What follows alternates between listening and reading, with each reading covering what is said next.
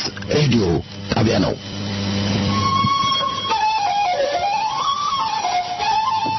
ጤና ይስጥልን አድማጮቻችን፣ ይህ የምታዳምጡት በስቶኮልም ከተማ የሚገኘውን የኢትዮጵያ ድምጽ ሬዲዮ ጣቢያ ነው።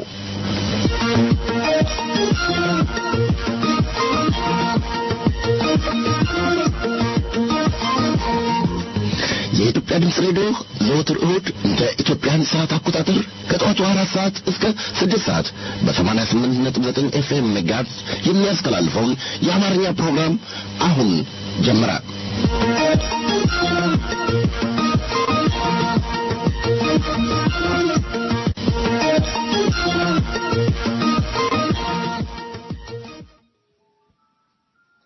ጀግንነት ምንድነው ቢሉ አንበሳ ገለሎት ይማረግ ከድብ ጋር ታግሎ ማሸነፍ ሌሎች ነገሮች ሊነገሩ ይችላል። እኔም በለማድ እንደምሰማው ሁሉ አንበሳ የገደለ ነብር የገደለ ድብ የገደለ ጀግና ነው ሲባል ሰማለሁ። እኔ ግን ከዚህ ማህበረሰብ ወጣ አላስተሳሰባለኝ። ይሄውም የገደለ ሳይሆን ከአንበሳና ከድቡ ጋር አብሮ የኖረ እሱ ጀግና ነው።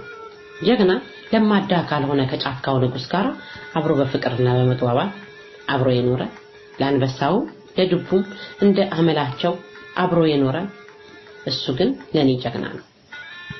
መቼም አሁን ጀግንነት የሚባለው በአለማችን ላይ ታላቅ የጦር መሳሪያ ያለው ኒውክሌር ያለው በኢኮኖሚ ትልቅ የተባለ ትላንትና አባቶቻችን ከጠላት ተጋድለው ጀግና የተባሉበት ታሪክ እንዲሁ እንደዋዛ ተረስቷል። እና አፄ ምኒልክ እና አፄ ዮሐንስ እና አፄ ቴዎድሮስ ጀግና የተባሉት ለጠላቶቻችን እጃችንን አንሰጥም ብለው ጀግና ብለናቸው ለረጅም ዓመት ጀግነን ኖረናል።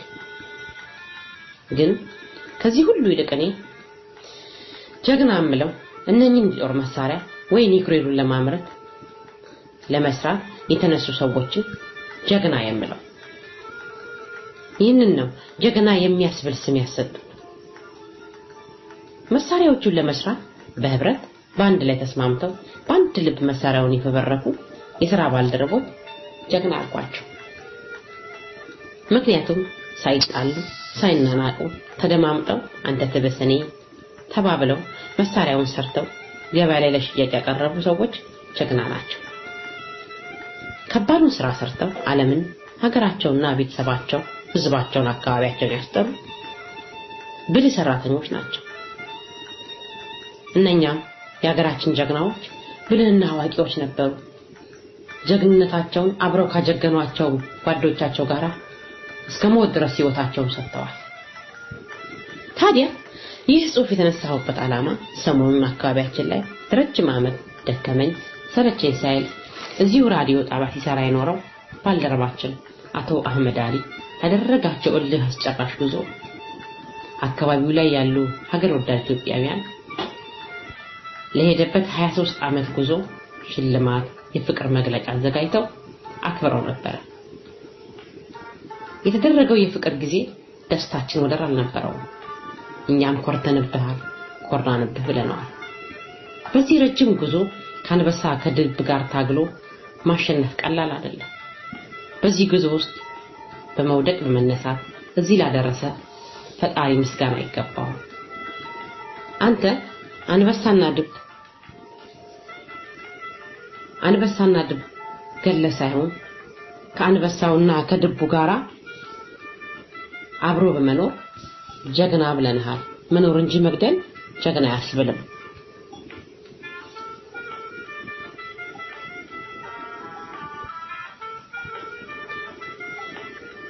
ጀግንነቱን ለመናገር ቃላት የለኝም።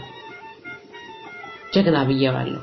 በዚህ 23 ዓመት ሂደት አንተ ለዚህ ክብር መብቃት ደከመኝ ሰለቸኝ ሳይሉ አብረው የሰሩ ባልደረቦች የጀግና ብያቸዋለሁ።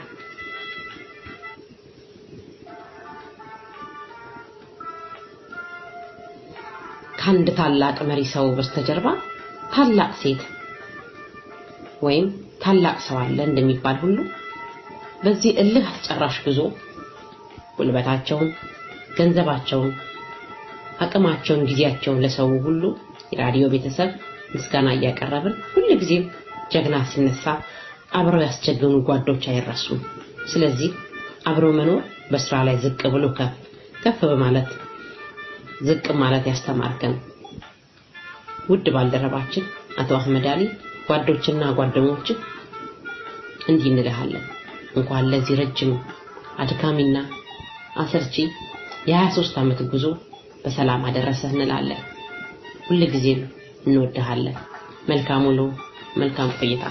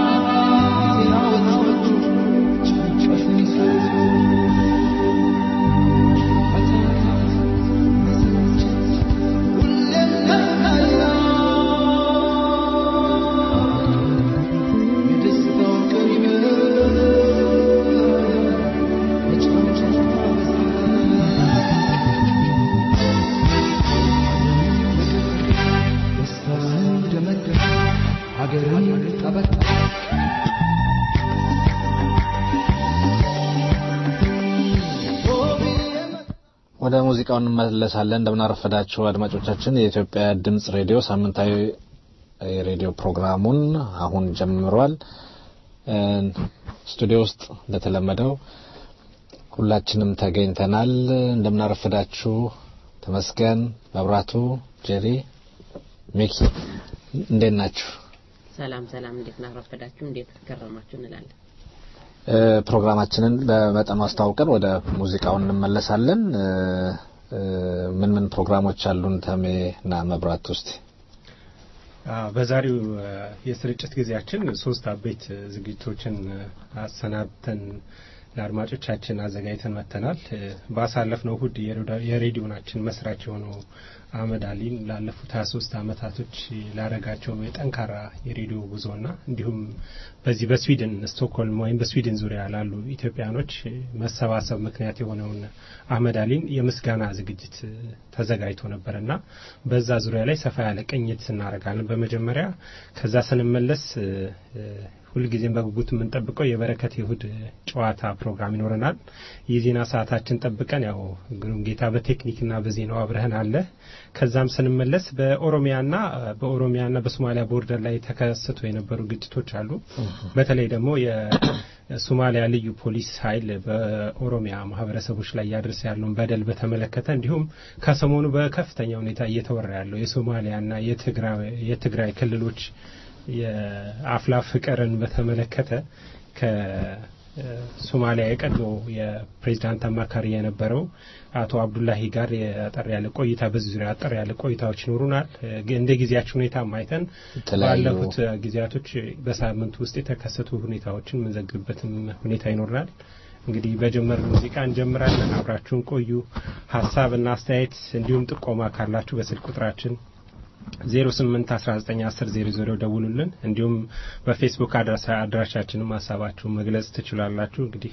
የጀመርነው ሙዚቃ ሰምተን ወደ መጀመሪያው ዝግጅታችን እናልፋለን ማለት ነው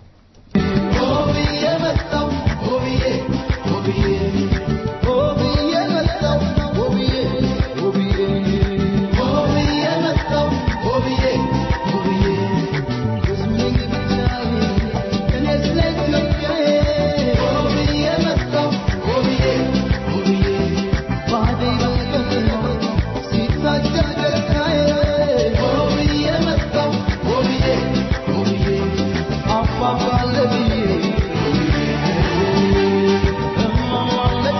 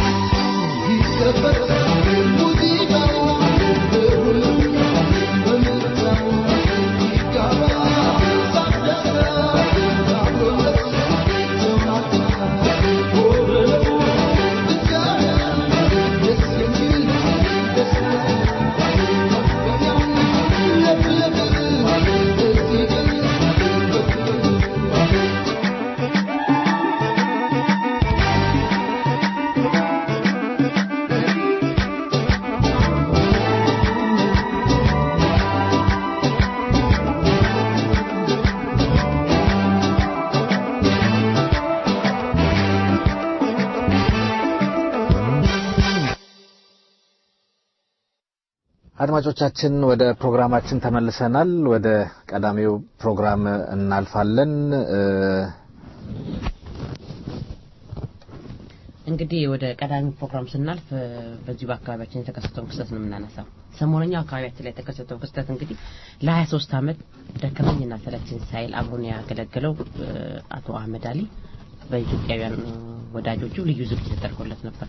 ያንንም ዝግጅት አስመልክቶ ምን አዲስ ነገር ነበር፣ እነማን አዘጋጁት፣ ለምን ታሰበ የሚለውን ነገር አንስተው እንወያያለን። የየራሳችን የግል ነገር እንሰጣለን። ለምን አብረነው በሰራንበት ጊዜያቶች ውስጥ አህመድ ማን ነው ለሚሉን አድማጮቻችን አህመድ መግለጽ እንፈልጋለን። መብሬ ምን ትላለህ ይሄን ነገር?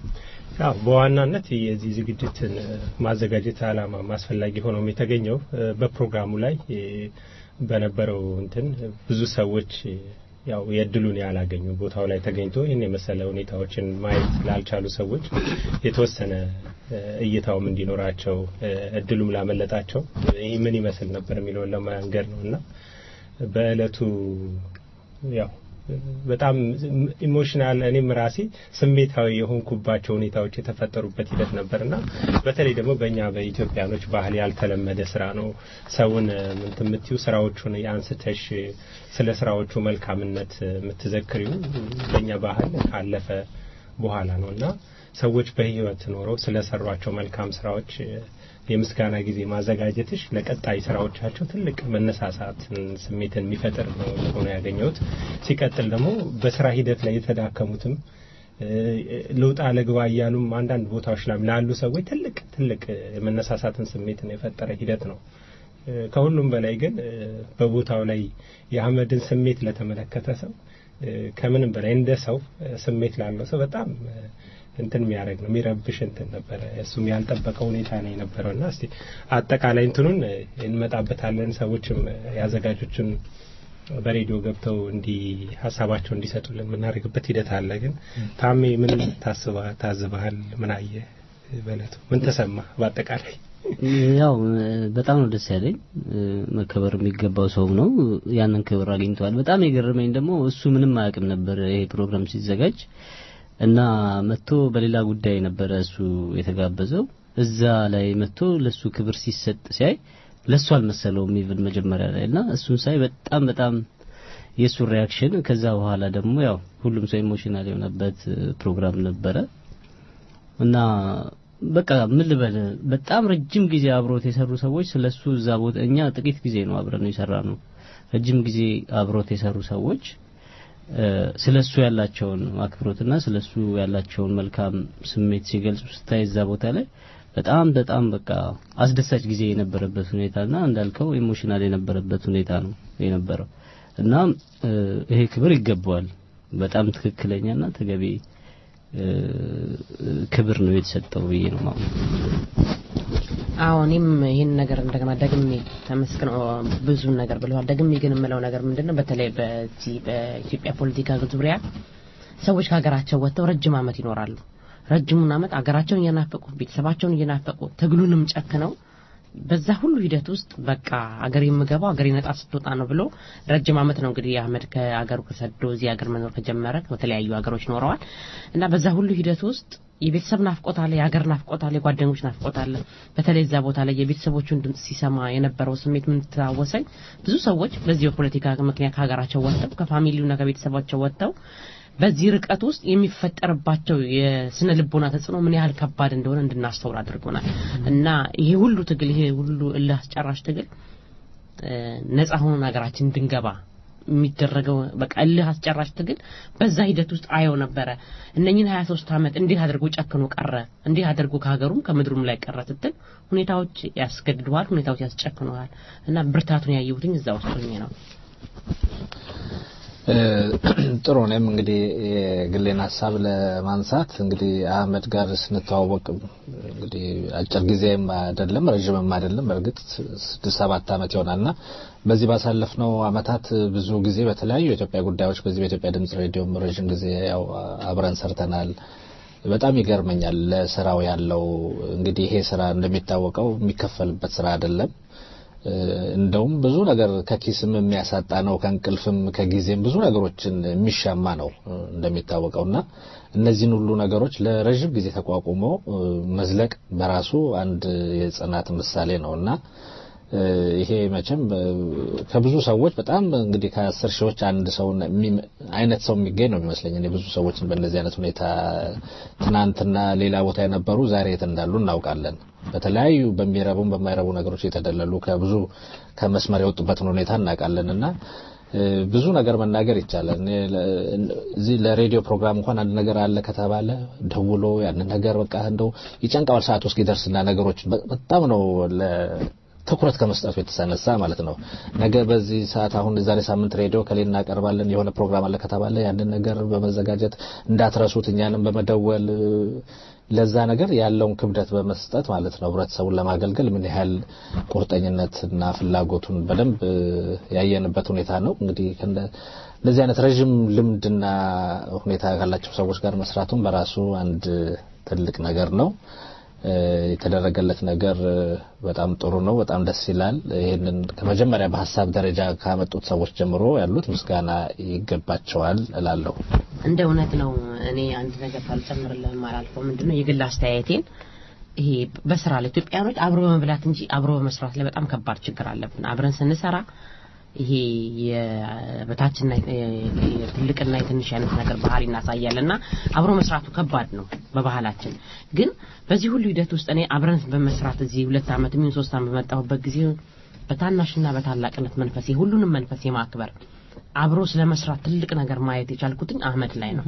አብረን ስንሰራ የሁሉንም ድምጽ ያከብራል የሁሉንም ድምጽ ይሰማል እሱ የበላያችን ሆነ አጠገባችን ቢቀመጥም የእያንዳንዳችንን ስሜት የእያንዳንዳችንን ፍላጎት አዳምጦ ኢቭን ኢፍ አዝነን እንኳን ስንወጣ በምን እንዳዘነን ምን ተፈጠረ ምን ችግር ተፈጠረ ብሎ ሴንሲቲቭ ሆኖ ነው እያንዳንዳችንን የሚጠይቀንና ይሄ አብሮ መስራቱ ሂደት ውስጥ ያለው እንትን ይሄ ነው ብያልገልጸው እንደው መብሪድ ለምጨምረው ነገር ካለ ያ ይሄ አብሮ በመስራት በመጥተው እኔ በጣም ከአመድ ከሚገርመኝ ትልቁ ኳሊቲዎች እዛም ላይ ኢንተርቪውን ባየንበት ሰዓት ላይ ህልምህ ለሀገር ያለ ህልም ምንድነው ተብሎ በተጠየቀበት ሰዓት ሀገር ውስጥ ፍትህ ሰፍኖ ሁሉም ሰዎች በህግ ፊት እኩል ሆኖ የሚታዩበትን ሀገር ማየት ነው ህልሜ የሚለውን ያስቀመጠበት ሂደት ነውና በተግባር የሚኖረውን ነገር ነው ያየሁትና እዚህም ሬዲዮ ፕሮግራም ስንሰራ እኔ በነበርኩበት ምናልባትም ከሁላችሁ ማጭር ቆይታ ያለኝ እኔ ነኝ ግን ባለው በደንብ በቆየዋቸው ሂደቶች ላይ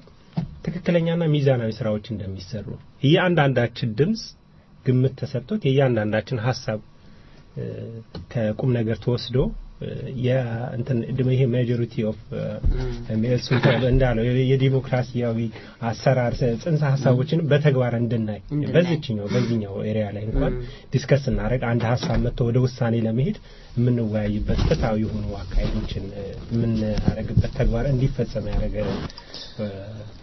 ወንድማችን ነው በሬዲዮም ብቻ አይደለም በተለያዩ ተቋማት ስራዎች ውስጥ በዲፕሎማሲ ስራ ውስጥ ቢሆን በዚህ ሀገር ላይ ለኢትዮጵያ በተለይ ደግሞ ኢትዮጵያ ውስጥ ያለውን አምባገነን ስርዓት አደባባይ ወጥቶ ምን እንደሚሰሩ ለተለያዩ ተቋማቶችን በማሳወቅ ደረጃ እኔ ላለው ህይወቱን የሰዋ ታላቅ ሰው ነውና እንደዚህ አይነት ሰው ማመስገን ለኛ ምንም ላላረግናቸው ሰዎች በጣም ትንሿ የቤት ስራችን ነች እና በሌላም ቦታ ይሄ ትልቅ ጅማሮ ነው ትልቅ በረታታ ነገር ነው ምናልባት እንግዶች ካዘጋጆቻችን እንግዳ ጋብዘናልና ወደ እነሱ ሄደን ደግሞ ተጨማሪ ሐሳቦችን እንሰጣለን በትክክል እንዳልከው ይሄንን ሐሳብ እስቲ ካዘጋጆቹ ይሄንን ጉዳይ ሐሳቡን በማምጣትና በማዘጋጀት ከተሳተፉት መካከል አንድ እንግዳ መስመር ላይ ጋብዘናል ሃሎ ጤና ይስጥልኝ እንደምን አረፈድሽ እግዚአብሔር ይመስገን ዲታምራታችሁ አድማጮቻችን መስመር ላይ ሁላችሁም የምታውቋት ማራኪ ወይም ደግሞ መስከረም አይደለም ትክክል መስመር ላይ ትገኛለች በአህመድ አሊ በተደረገው የክብር ዝግጅትና ፕሮግራም ላይ በተመለከተ እንደው በእለቱ ላልነበሩና ለሌሎችም ኢትዮጵያውያን አጠር ያለ ግንዛቤ ለመስጠት ያህል ሁኔታውን ከዛን ቀን ቀደም ብሎ የነበረውን ሁኔታ እንዴት ስትዘጋጁ እንደነበረ እንዴት ፕሮግራሙ ሚስጥራዊነቱን ጠብቆ እስከዛ ሰዓት ሊዘልቅ እንደቻለና በነበረው ሁኔታ ላይ እንደው አጠር ያለ ነገር እንድትነግሪን ብለን ነበር እስቲ ቀጥይ እሺ አመሰግናለሁ እንግዲህ እንደተለመደው እንደዚህ አይነት ዝግጅት ሲዘጋጅ እዚህ በመዲናችን የተለመደ አይደለም ይህንን ሐሳብ የመጣው በግለሰብ ነው መጀመሪያ ስንገናኝ ጀምሮ የነበረው ወንድማችን አህመድ አሊን እውቅና ለመስጠት ሁሉም በልቦናው ይዞ የኖረው ሐሳብ ቢሆንም ተግባራዊ ያላደረግነው ነበር እስከዛሬ እንደ አጋጣሚ ሆኖ ወንድማችን አቶ ማሞ ይሄ ነገር በጣም ያሳስበው እንደነበርና ለጥቂት ኢትዮጵያውያን ወንድምናቶች አማከረን እስቲ ከተቻለ ጥቂቶች ሆነን ራት እንድንበላ እንኳን ይሄንን ሰው ወስደን ታንኪዩ የማለት ባህል እንዲያድርብን እንደዚህ ብናደርግ ምን ይመስላችኋል ብሎ አማከረን ይሄንን ባለኝ ጊዜ ነው ወዲያው ብዙ ነገር ጭንቅላቴ ላይ መጣ እንዴ ይሄንን ለማድረግ እኮ አቅሙ አለን እዚህ ከተማ ውስጥ ለማድረግ ግን ለምንድነው ይሄንን ለማድረግ ያልቻልነው በሚል እንግዲህ አቶ ማሞን ሐሳቡን በመደገፍ ወርቅ ሐሳብ ነው ብለን ጥቂት ኢትዮጵያኖች የሱ የቅርብ ጓደኞች ሆነን ተሰባስበን አጠር ያለች እንዳቅምቲ ኮሚቴ ነገር አቋቁመን እንግዲህ ተማከርንበት በጉዳዩ ነገሩ ሲጀመር በጣም ትንሽ ቦታ ላይ አቶ ማሞ እንዳለው ራት ለመጋበዝ ወይ ደግሞ ምስጋና ለማድረግ ነበር ነገር ግን ሁኔታው ትንሽ ሰፋ ያለ ስለመጣ በቃ እየተመካከርን በድብቅ ያንን ስራ መስራት ጀመርን ማለት ነው እና ብዙ ነገር ተቃለለልን ባጭር ጊዜ ውስጥ በጣም ጎበዝ ልጆች ነበሩ ኮሚቴ ውስጥ የነበሩት ልጆች ያንን ነገር መጀመሪያ ሰው ጆሮ ከማድረሳችን በፊት ሀሳቦችን ንድፈ ሀሳቦችን መጀመሪያ ወጣን እንዴት ማድረግ እንደሚገባን ከየት እንደምንጀምር እግዚአብሔር ምረርቶን በጥሩ ሁኔታ ተሳካ በኋላ ላይ ግን ያሰብነው ምንድነው ሬስቶራንት ባለቤት አቶ ሰለሞንን ኢትዮስታርን ባለቤት ማማከር ስለነበረ እሱ ድጋፍ ሰጠን እውነት ለመናገር ትልቅ ድጋፍ ሰጠን በጣም በተመጣጣኝ ዋጋ እዛ ድግሱን ልናደርግ እንደምንችል ግን የቦታ ጥበት ስላለን በመቶ ሰው ወስነን ነበር የተነጋገርነው እንግዲህ አሁን የኛ ትልቁ ስራ ኃላፊነት የተሰማን ሰዎችን ማሰባሰብ ነው ብዙ ሰዎች አልተጠሩም ብዙ ሰዎች አህመድን ይቀርባሉ ብለን የምናስባቸው ወይ ደግሞ ለአህመድ ክብር እና እውቅና ለመስጠት የሚያስቡ ብዙ ሰዎች አለመገናኘታቸው ትንሽ ቅሬታ ቢያድርብንም ግን ካለን የጊዜ እጥረትና ቦታ ያለ መኖር ምክንያት በቃ ነገሮችን ቶሎ ብለን ጊዜና ሰው ጆሮ ገብቶ ከዛ ወዲህ ወደ ወንድማችን እንዳይደርስ በማለት በቃ ወዲያው አፋጣኝ እርምጃ ወስደን ይሄንን ነገር ተግባራዊ አድርገናል እግዚአብሔር ይመስገን የምንፈልጋቸውን ሰዎች እንደው የልባችን ባይደርስም ጥቂት ሰዎች ኢትዮጵያኖች ከያለንበት ተጠራርተን ይሄንን ውድ ኢትዮጵያን ልጅ አህመድ አሊን እውቅና ሰጠን የምስጋና ምሽት በማድረጋችን እንግዲህ በኮሚቴው ስም በጣም ደስ ይያለኝ ነው የምናገረው ይሄን ይመስላል በጣም ጥሩ አሁን አንቺም ጠቅሰሻል እኔም ከዝግጅቱ በኋላ ያገኘኋቸው አንዳንድ ወገኖች ቅሬታቸውን ለኛም ገልጸዋል ያው ከቅርበት አንፃር ነው ለነገሩ ከቅርበት አንፃር ነው እንዴት እኛም ሳንጠራ የሚሉ ነገሮች ነበሩና በተወሰነ መልሰሻልና እንደው እኛም እኮ ቀርበው ነበር ከተጠራው አንፃር የሚባል ነገር ነበርና ያው ከፍቅራቸው አንፃር እነዚህ አይነት ቅሬታዎችን ሲያሰሙ በተወሰነ ተስተውሏል እንግዲህ ያው መልሰሻል ካለው ከጊዜውም ጥበት አንፃርና ሁሉንም ሰው ማስተናገድ ያው ከቦታም አንፃር ስለማይቻል በሚለው ዝግጅቱ እንዴት ነበር ከዝግጅቱ በኋላ ዝግጅቱ ፕሮግራም እኛ በግል ስለነበር ተሳካ መሆኑን አይተናል በአጠቃላይ እናንተ እንደታያችሁ ዝግጅቱ እንግዲህ ዝግጅቱ በጣም ያማረ የተዋበ እውነቴን ነው እኛ አካባቢ እንዲህ አይነት ነገር ቀደም ብዬ እንደተናገርኩት አለመለመዱም ጭምር ልዩ አድርጎታል ይሄ ነገር እውነቴን ነው ቅድም ያነሳው ጉዳይ ሰዎች አለመጠራታቸው ጠንካራ የኢትዮጵያ ኮሚኒቲ አለመኖር ችግሩ ይሄ ነው ማለት ነውና እንደዚህ የበረታ ጉልበት ያለው ኮሚኒቲ ቢኖረን ኖሮ ያዳራሽ ጥበት አይኖርንም እኛ እዚህ ያለንበት ቦታ ብዙዎች እንደምናስበው ወይ እንደሚባለው እድላችን ሆኖ ሰዎች በቁመናቸው ለማመስገን አልታደልንም መረዳዳትም ሆነ እውቅና ሰጥቶ ማመስገን ግለሰብን ማመስገን ያልተለመደ ነገር በመሆኑ እንዲህ አይነት ነገር ሲመጣ በጣም ያስደስታል ነገር ግን ጠንካራ ኮሚኒቲ ቢኖረን ኖሮ እዚህ ሀገራችን ውስጥ በርካታ የነጭን ማህበረሰብ ጠንካራ የብረት አጥር በእውቀትም ሆነ በችሎታ አልፈው ገብተው ሀገራቸውንና ህዝባቸውን በጎነት የሚያስጠሩ በርካቶች ውዶች አሉንና እነዚህን ወገኖቻችንን ማመስገን እንችል ነበርና ነገር ግን ካለን ብዛት አንፃር ይሄ ነገር አለመፈጸሙ በጣም እንትን ይለኛል ግን ቢሆንም በሂደት ሁሉ ነገር ይስተካከላል ብዬ አስባለሁ እንግዲህ ጥያቄን ለመመለስ ዝግጅቱ ያው አንተም በቦታው ላይ ነበርክ በጣም ያማረ ነበረ ዋናውን ሸክማችንን አቶ ሰለሞን ተሸክሞልናል ምግብ በማዘጋጀት ረገድ እንግዲህ አዳራሹ ተውቧል እዛው ውስጥ እንግዲህ እንግዶቻችንን ጠርተን የተለያዩ እንግዲህ አሁን ዝም ብለን የመብላት የመጠጣት የመመሰጋገን ብቻ ሳይሆን የአህመድን አስተዳደግ የሚመለከት ወይ ደግሞ ወደኋላ እሱን ህይወት ታሪክ የሚዳስስ አንድ በባለሙያ የተቀነባበረ የፊልም ዝግጅት ነበረ በጣም ዝግጅቱን ያሳመረልን ይሄንንም ደግሞ አህመድ ሳያውቅ በጣም በድብቅ በሆነ አሰራር ከቤተሰቦቹ ጋር ኮንታክት ነበረን የልጅነት ፎቶግራፉን ያደገበትን ትምህርት ቤት የተማረበትን የሱን ስነ ምግባር ሁሉ አጠቃለን አንድ ነገር አስዘጋጅተናል ፊልሙ ይሄንን ይዳስስ ነበር በጣም የኮራንበት ፊልም ነው እሱን ሰርተናል ስነ ግጥሞች ነበሩን አህመድም ደግሞ ለራሱ መድረክ ተሰጥቶታል እንዲሁም ደግሞ እሱን የሚቀርቡ ሰዎች በጣም ውስን ሰዎች ከቦታምና ከጊዜው እጥረት የተነሳ ጥቂት ሰዎች እድሉን ሰጥተን በዚህ ተጠናቋል ዝም ብለን የቀልድ ምሽት አልነበረም በጣም ቁም ነገር የተሟላበት ለሌላውም ጊዜ ትምህርት እንዲሆነን እንደዚህ እንዲለመድ ባህሉ እንዲታይ ትንሽ አሻራ ጥለን አልፈናል ብዬ አስባለሁና ይሄን ይመስላል በጣም ጥሩ ማራኪ እንግዲህ እኔ ነጥቦችን ጨርሻለሁ በጣም አመሰግናለሁ ግን በመጨረሻ ከመሰነባበታችን በፊት ባጭሩ አንቺ አህመድን ግለጪው ብዬ በጠይቅሽ እንዴት ነው ትገልጪው እንግዲህ እኔ አህመድን ለመግለጽ በሙያዬ በምችላት በተሰጠችኝ ክህሎት በግጥም ግሩም አድርጌ ገልጫዋለሁ። አህመድን ግን ለአንተ ፕሮግራም እንዲመች እንደው ባጭሩ ለመግለጽ አህመድ በጣም የምንወደው ወንድማችን፣ እኔ በተለይ አህመድን ማየው ልክ እንደ ቅርብ ወዳጅ እንደ ቅርብ ጓደኛ ለማንም ሰው ቀለል ያለ ባህሪ ያለው ሰው ነው።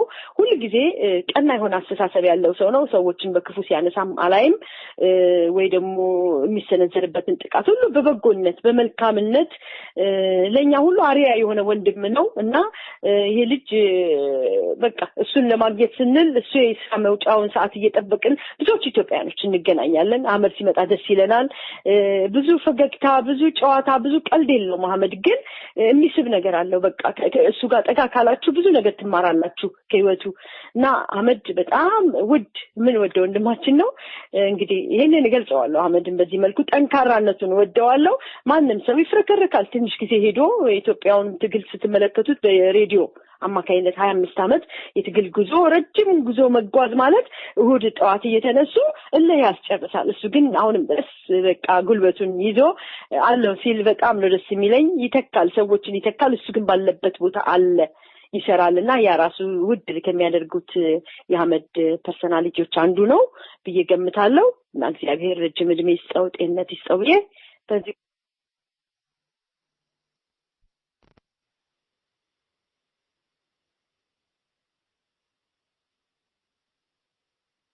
ሄሎ ጨርሻለሁ። እሺ ማራኪ መስከረምን በጣም እናመሰግናለን። መልካም ውሎ። አሜን። ቴንክ ዩ ጀስሊ።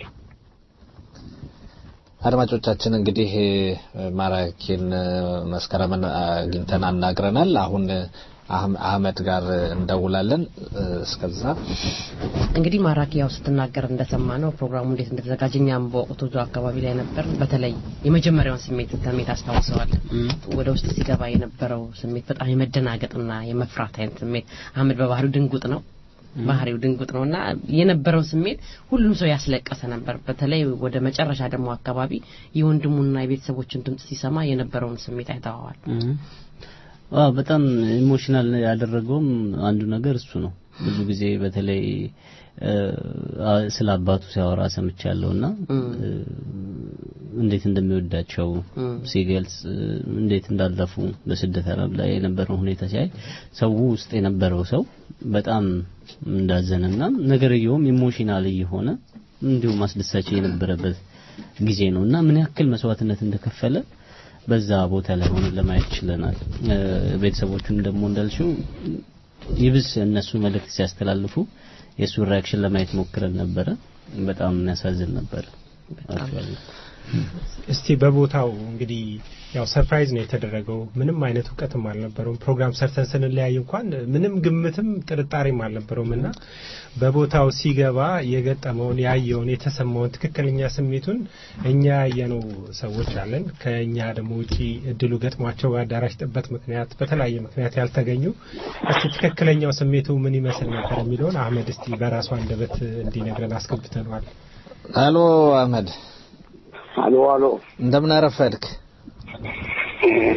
በጣም ደክሞኛል። ደህና ነኝ ፈጣሪ ይመስገን። እናንተ እንዴት ናችሁ? አለን ይመስገን። ዛሬ አልተገኘህም በስራ ቦታ? ያ ትንሽ ደግሞ የቅርብ የኔው የራሴ ምንድነው የሚባለው ግሩፕ አለኝ ነው እና እነሱ ጋራ አምሽቼ ነበር። እንደገና እንዳዲስ ትናንትና ዝግጅት ነበረ። በጣም ደክሞኛል። አይ እንግዲህ በዋናነት እንኳን የደወለው ለሱ አይደለም። እንግዲህ ባሳለፍነው ሳምንት ኢትዮጵያውያን በዚህ በስዊድን የሚኖሩ ኢትዮጵያውያን ላንተ የክብርና የምስጋና ቀን በሚል አዘጋጅተው ነበረ እና ያንን እንደው ባጭሩ አንተ ምን ትላለህ የሚለው ለማለት ነው። እኛ በድጋሚ በዚሁ በአየር ላይ እንኳን ደስ ያለ በድጋሚ እንላለን። እንደው በአጠቃላይ ስሜት ምን ይመስል ነበር? እስቲ እሱን እንደው እንድታካፈል። እጅግ በጣም አመሰግናለሁ። ግን ለኔ ሪሊ እውነት ለመናገር ዴቫስቴቲንግ ሾክ ነበር። ምን በጣም ቀሽም መሆኔን ያወቅኩት ያን ቀን ነው። ሪሊ መጨረሻ ቀሽም ነኝ። የሁሉ ሲደረግ የሁሉ ሲደረግ ምንም እንኳን መጠርጠር አለመቻል ቤቴ ድረስ መጥተው ቤቴን ገለባብተው ቪዲዮ ትንፋን ነው ሲያነሱኝ ሁሉ ኢንተርቪው ሲያደርጉኝ ሁሉ አለመጠርጠር በጣም ነው የሚገርመኝ። እዛ ስመጣ እስከ አዳራሽ ውስጥ እስከገባው ድረስ የሚነግሩኝ ነገር ሌላ ነው። እኔም ደግሞ እቀበላለሁ። አዎ ይመስላል። እንዴት መጠርጠር አልቻልኩም? በመጀመሪያ መኮንን ማደንቀው ልጅ ነው፣ ግን ሁለተኛ አመመኝ እንኳን ቢለኝ የሐኪም ወረቀት አምጣለው ብለው እስከዚህ ድረስ ነው እሱን አሁን የተጫወተብኝ። የሚገርም ነገር ከበደና እሱ ምን ያደርጉኛል? አህመድ መጀመሪያ ትዝታ ዝግጅት አለ ትለኛለች። እንዴ እኔ እኮ በየሳምንቱ ቅዳሜና እሑድን እረፍት ማግኘት አልቻልኩም ብዬ ትንሽ ተከራክሬ መጨረሻ ላይ ያው መሪያችን ስለሆነች እንትኑ ኦኬ አልኩኝ። እዛው ትገኛለሁ አልኩ። እራት ልንበላ ነው ሰለሞን ቤት የኛ ግሩፖች። እዛ ምን አልኩ እኔ መኪና ሊያዝ ማን ነው የሚይዘው ስል አይ አንተ ዛሬ መኪና አትያዝ፣ ሌላ ጊዜ ሁሉ ያዝ ይሉኝ ነበር። አስከዛሉ ኦኬ ምንድነው ምክንያቱም ምን አልጠየኩም። መኪና ይዘው መጡና ፒክ አደረጉኝ። ሄድን። እዛ ስንደርስ እኔ እርቦኛል። ቶሎ ቶሎ ፈተን እያልኩ አዳራሹ ልገባ ስል ቆይ ይላሉ ከኋላ። ምንድነው የምቆየው? ብርድ ነው እኔ እገባለሁ ምናምን እያልኩ እዛ ስደርስ አዳራሹ ጋር ስደርስ ቤቱ ሙልት ብሏል። ኋላ ምን አልኩኝ እኔ እንዴ የት ነው የምንበላው? ሰው አዳራሹን ይዞታል። ወይ ቤተ ክርስቲያን ነው ወይም ደግሞ ሰርግ አለ እሑድ ስለሆነ ብዬ ጠይቀው መኮንን ምንኛ አይ ግድ የለም አንተ ዝም ብለህ ሂድ፣ ምድር ያለው ክፍል ውስጥ ነው እኛ ያዝነው ይሄኛው አይደለም ማለት ኦኬ አልኩና ገባ። ይሄ ሁሉ ሲሆን አምነዋለሁ። ልክ አዳራሹ ስገባ ጩኸቱ የህዝቡ ብዛት ምናምን ሲጮሁብኝ ምንድነው መሰለኝ ከጀርባዬ ሰው የሚመጣ የሚጠብቁ ሰው የሚመጣ ነው መሰለኝ እኔ ጋር ግንኙነት ያለው አልመሰለኝ። ምንም አህመድ ምናምን እያሉ ሲሉ ሁሉ እኔ ዞር ብዬ ያለው ከበር የሚመጣ ሰው እንዳለ የለም፣ ማንም ከኋላችን የሚመጣ የለም። ከጎን ያሉት ደግሞ ከበደና መኮንን ናቸው፣ ያጨበጭባሉ። ግራ ገባኝ። ምንድነው ምናምን ሪሊ ምንም አልገባኝም እስከዛች ሞመንት ድረስ እና በዚህ አጋጣሚ ሞኝ ነው የሆንኩት። ግን በጣም በጣም በጣም በጣም ሁሉንም ያክብርልኝ ያኑርልኝ። እጅግ በጣም አመሰግናለሁ። በህልሜም በእውኔም ያልጠበቅኩት ነው። ኢትስ ማች ቱ ማች ለኔ ያ በጣም በጣም ነው ሾክ የሆንኩት። በተለይ የቤተሰቦቼን ድምጽ ያን ሁሉ ለፍተው ከቤተሰቦቼ ጋራ በእንትን ሲያገናኙኝ ለኔ እምባዬን መደበቅ አቅቶኝ ነበረ። በጣም ነው የማመሰግነው። በጣም ነው የቆራሁት። በጣም ነው ደስ ያለኝ። አመሰግናለሁ። በጣም ጥሩ። ግን እስቲ እንደው በእለቱ ሰርፕራይዝ ካረጉ ነገሮች እንደው ብዙ ፕሮግራም ነበረ፣ ተናጋሪዎች ነበሩ። በአንተ ትንሽ ወደኋላ ተኪዶ ባዮግራፊም አይነት ነገር ቪዲዮ ተሰርቶ ቀርቧልና በአጠቃላይ እንደው የስጦታ ፕሮግራም ነበር። እንደው በዋናነት ሰርፕራይዝ ካደረጉ ነገሮች እንደው ምን አሉ እንደው የምታስታውሰው? በዋናነት ደስ ካለኝ አንዱ ሪሊ በእውነት ደስ ካለኝ አንዱ የኔን ማንነት ምን አይነት ካራክተር እንዳለኝ መጥፎውንም ያወጣልኝ ወለላዬ ይሄ ምንድነው የተናገራቸው በጣም ነው ደስ ያሉኝ። 7 ጊዜ አስተዋውቀውት ይረሳል ሰው አስተዋውቀውት ያለው እሱን ነገር እኔ እንግዲህ ምን እንደሆነ ምክንያት አላውቅም። ሰው በተደጋጋሚ ተዋውቄ እረሳለሁ እና ብዙ ሰውም በዚህ ይቀየመኛል። እንደውም አንዷ እህቴ ጻፈችዋል እዚህ ምንድነው የሚባለው የማስታወሻው እንትን ላይ አሁን ሳየው ገስት ቡክ ላይ ጻፈችው አህመድ መቼም በትግል ነው ሰላም መባባል የጀመርነው፣ ኩራት ይመስለኝ ነበር። ዛሬ ግን 7 ጊዜ እንደምትረሳ ስሰማ ቅያሜን አነሳሁኝ ያለች አንድ እህቴ ሳይው በዚህ በመርሳቴ ሰው መንገድ ላይ ሰላም ባለማለት ሰው ምናልባት ብዙ ወገኔ ኢትዮጵያዊ ቅር ያለው ካለ በዚህ አጋጣሚ ቅርታ ጠይቃለሁ። እረሳለሁ። አልዛይመርም ይሁን ዋትኤቨር ይሁን አላውቅም ብቻ ይሄ እንዳያቃይመኝ ከወገኖቼ ጋር አንድላለሁ። ሌላው እጅግ በጣም ደስ ያለኝ እኔም ማደንቀውና ሁልጊዜ ስዊድኖች ለሮሜስታሬ ነው የሚሉት የኔ ለሮሜስታሬ ከዩጎዝላቪያ ዩኒቨርሲቲ ስማር ጀምሮ እንዳለው አግጅራ ስለኔ የተናገረው ነው። እሱ ለኔ ሪሊ አስተማሪዬ ነው። በጣም ነው የማደንቀው። እሱ ሲናገር ሰምታችሁት እንደሆነ እኔ ስዊድን የመጣሁት እየፈልጌም አይደለም። ያው ዩናይትድ ኔሽን ነው እንትን ወደዚህ እንዳልመጣ ሁሉ ብዙ ሙከራ አድርጌ ነበር። ተስማምቶ የነበር ሀገሩ በተለይ ወደ መጨረሻ ገደማ። ግን እሱ ያለው ምንድነው የምታወራው? እኔ ብለህ አይደለም ወይ የመጣው ያለው። ብዙ ነገሮች ስለሚያወራው በጣም ደስ ይለኛል እና በጣም ማከብረው ሰው ነው። እሱ በቦታው ተገኝቶ የእሱን አመለካከት ስሰማ ደስ ነው ያለኝ። ኢዝ ማይ ሰው ያለ ሮሜስታሪ ነው የሚለው ስዊድን እና በጣም ማደንቀው ሰው እና ሌሎች ደግሞ ያው እንዳልኩህ የቤተሰቦችን ድምፅ ስሰማ እኔ ከማን ተወልጄ የት ተምሬ ኤሌመንተሪ ስኩሉን እንኳን ጥበብ ርገት ትምህርት ቤት የፕራይቬት ስኩል ነው። እሱን ሁሉ ሲጠቅሱ የእናቴን ስም ሲጠቅሱ ነፍሷን ይማርና የአባቴን ስም ሲጠቅሱ አይ ዋዝ ሾክድ። ይሄ ነገር የሚያውቁ ሰዎች መሆን አለባቸው። እህቴን ወንድሜን ያገኙ ሰዎች መሆን አለባቸው። ወዲያው ነው የገባኝ። ይሄ ሲገባኝ ምን ያህል እንደደከሙ ሳስበው በጣም በጣም በጣም በጣም ነው ሾክ የሆንኩት። እዛ ደግሞ የተገኘው ህዝብ እኔን ብሎ ለእኔ ብሎ ጊዜውን አቃጥሎ ሰዓቱን፣ ቤተሰቡን፣ ስራውን ብሎ ትቶ እዛ መገኘቱ ኢት ዋዝ ሾኪንግ ለእኔ እና በጣም ነው በብዙ ነገር ነው እንትን ያልኩት። ግን ወደ ፈርስት 15 ደቂቃዎች አልገባኝም ነበር ስቲል እኔም መሆኑ እንትን የሚባለውም ለእኔ መሆኑ ዝግጅቱም ቢገባኝም በምን ምክንያት እንደሆነ ጥያቄ ውስጥ ነበርኩ። ምክንያቱም ልደቴ ደግሞ እኔ ልደት ደግሞ በህዝብ አይከበር ስቲል አልገባኝም ነበር። ኋላ ነው ምግብ በልቼ ስመለስ ግድግዳው ላይ ኦነሪንግ አህመድ የሚል አየሁ። በክሊርሊ የገባኝ ያን ጊዜ ነውና ብዙ ነገር ተወሳስቡብኝ ነበር። ግን ያው በጣም ጎበዞች ናቸው። ግን አት ዘ ሴም ታይም ደግሞ እኔ ቀሽም ነኝ፣ የመጨረሻ ቀሽም ነኝ። ምንድነው የኔ ችግር? ሰው ጋር ያለኝ ግንኙነት አት ፌስ ቫልዩ ነው ሁሉ ነገር የምወስደው።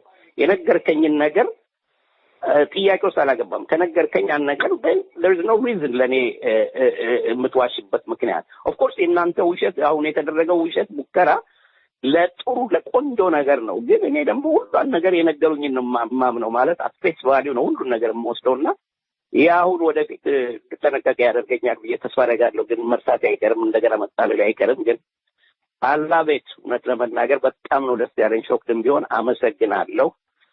አንድ ነገር ግን ልናገር ይፈቀድልኝ። ብዙ ሰዎች ቅር እንደተሰኙ እኔም ጋር ደውለው በፌስቡክም በኤስኤምኤስም በቫይበርም ልከውልኛል። ለምን እንደኛስ ወንድምህ አይደለንም ያሉኛል።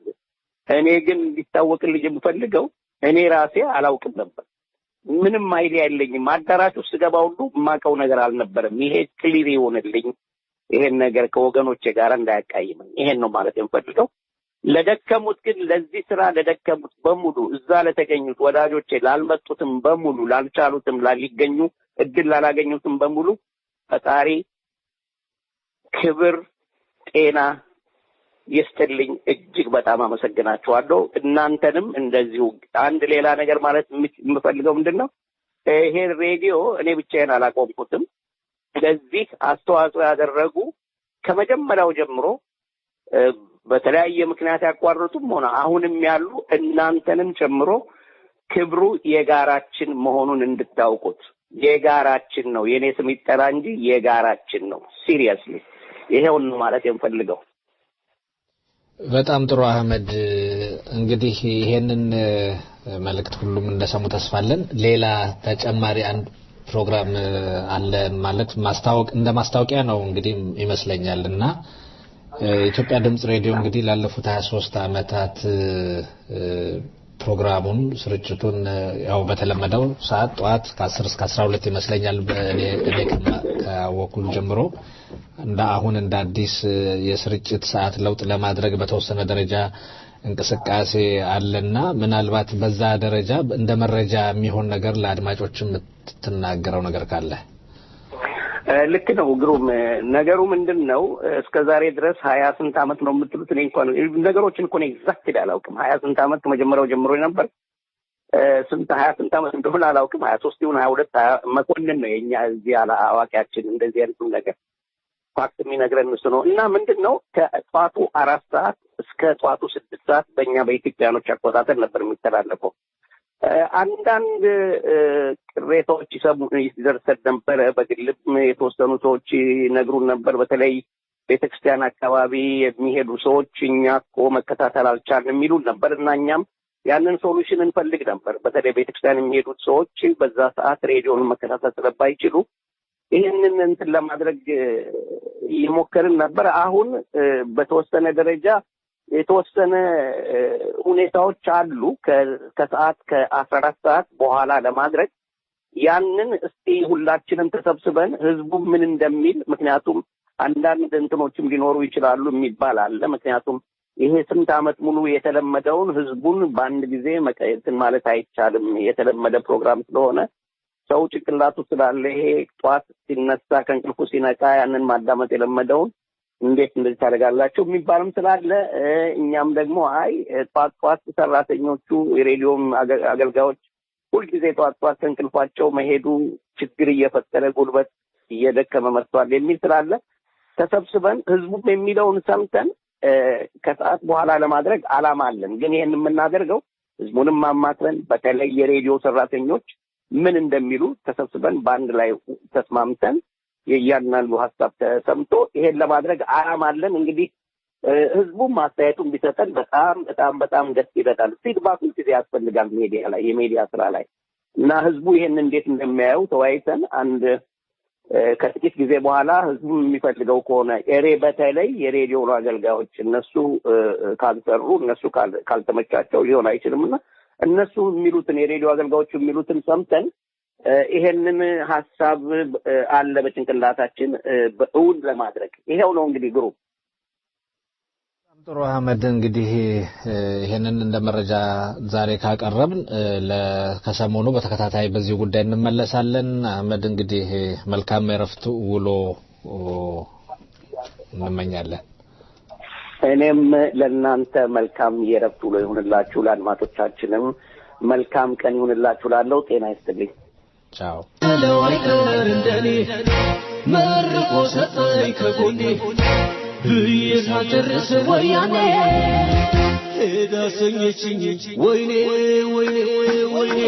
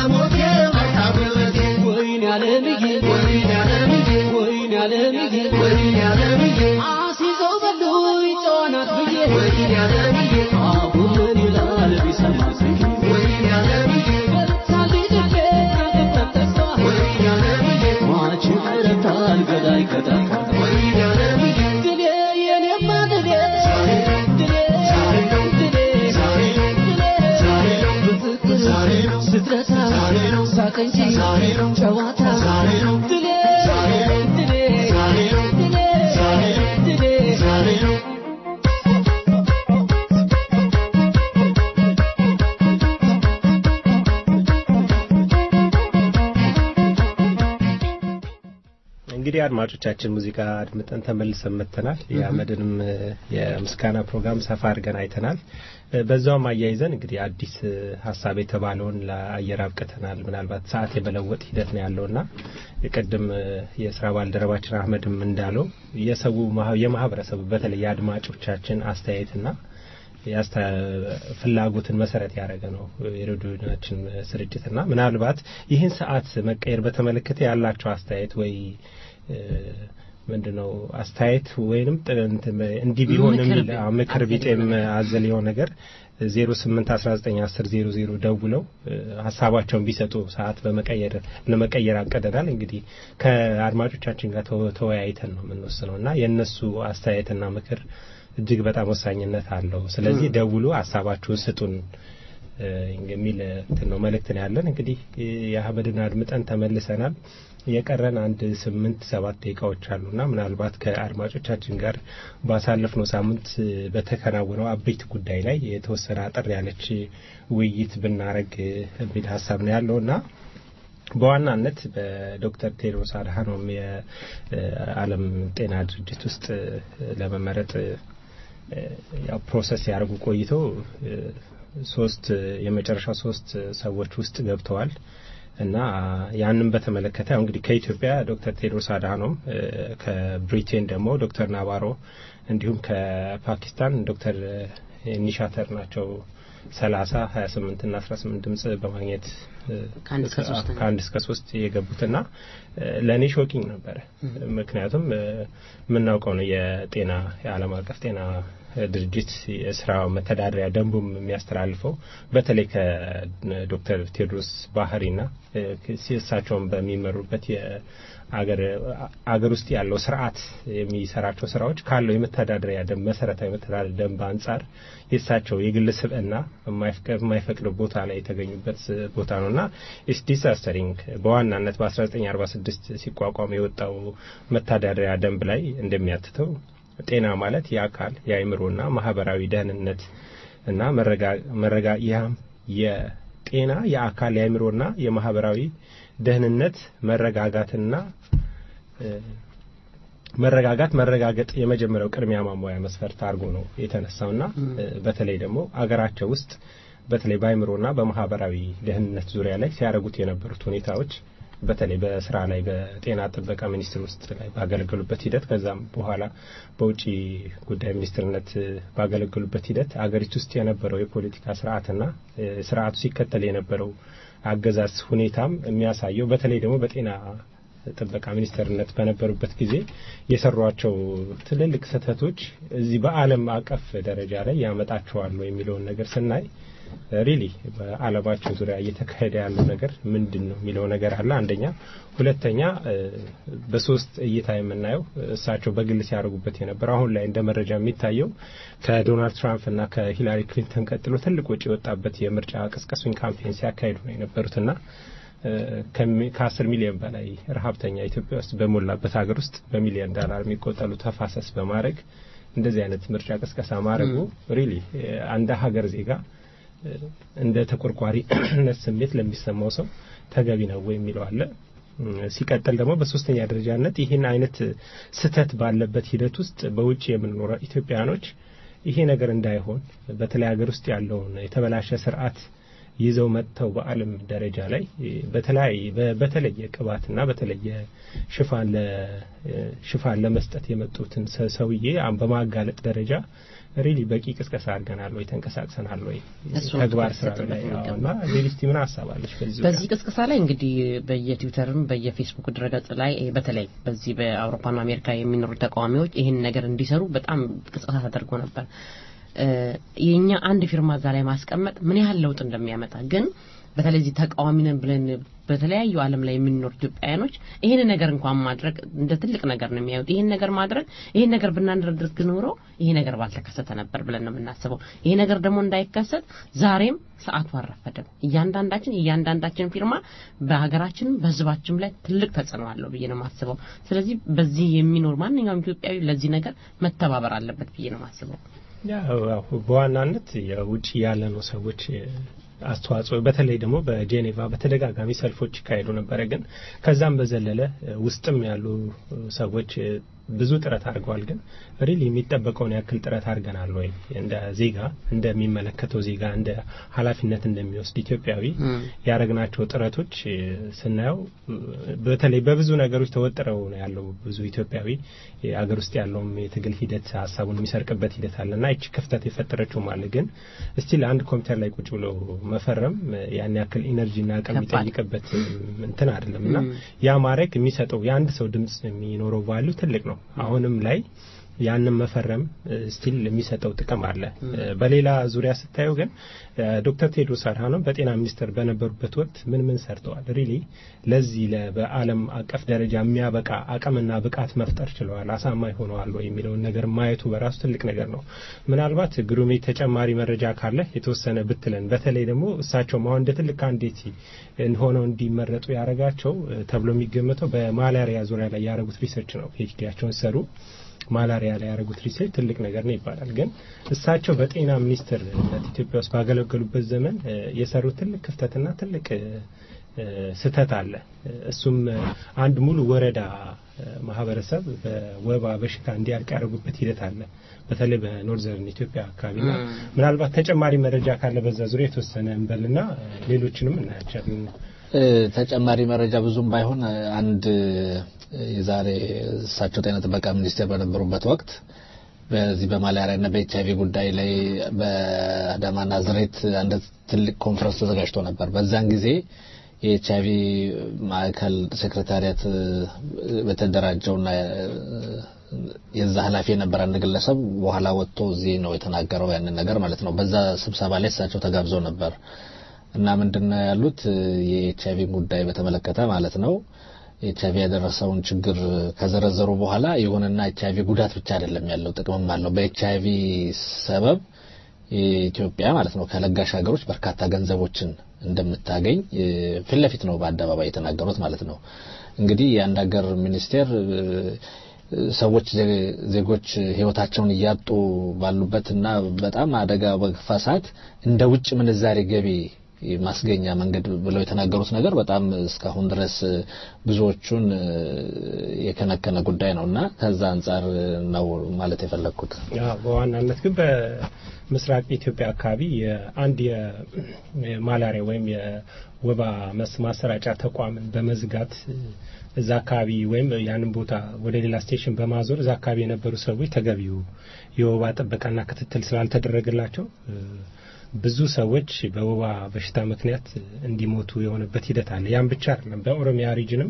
የኮሌራ አውትብሬክ ነበረ እሳቸው በነበሩበት ጊዜና ምናልባት በአማርኛው ስም የተሰጠው ይሄ አጣዳፊ ተቅማጥና ትውከት በሚለው በዛ ዙሪያ ላይ ይሄ የነበረው ሂደት ነውና እንደ ሀገር ራሱ ትልቅ ጥያቄ ውስጥ የሚከት ትልቅ ስህተት ነበረ ብዙ ሰዎች ያለቁበት ሂደት አለ እሱኛው ሂደት አለ ከዛ ውጪ በአለም ደረጃ በእርዳታ የመጡ በጤና ዙሪያ ላይ የመጡ ገንዘቦችን አላግባብ ሲጠቀሙና ሲያባክኑ የነበሩ ሰዎች ናቸው እነዚህ በመረጃ ባሉበት በመረጃ ተደግፈው በሚቀርቡበት ሰዓት ውስጥ ነው እነዚህ ከግምት ውስጥ ሳይገቡ እንግዲህ አንድ ሰው ለተሻለ ነገር ነው ምን ተታረገው ለተሻለ ነገር ስታጭው ከግምት ውስጥ ምትከቻቸው ነገሮች አሉና እነዚህ ነገሮች ሳይታዩ ወደዚህ መምጣታቸው እጅግ በጣም ሾኪንግ ነው ለኔ አሮ ነው እንግዲህ በሚቀጥለው ምን ይሆናል ምን ነው ያንዳንዱ ኢትዮጵያዊ አሁንም ቢሆን ክትትሉን ማድረግ አለበት አረፈደም መቀጠል መቃወም አለበት የሚል ሐሳብ አለኝ ምናልባት ዜና ገድቦናልና ወደ ዜና እንሄዳለን አብራችን ቆዩ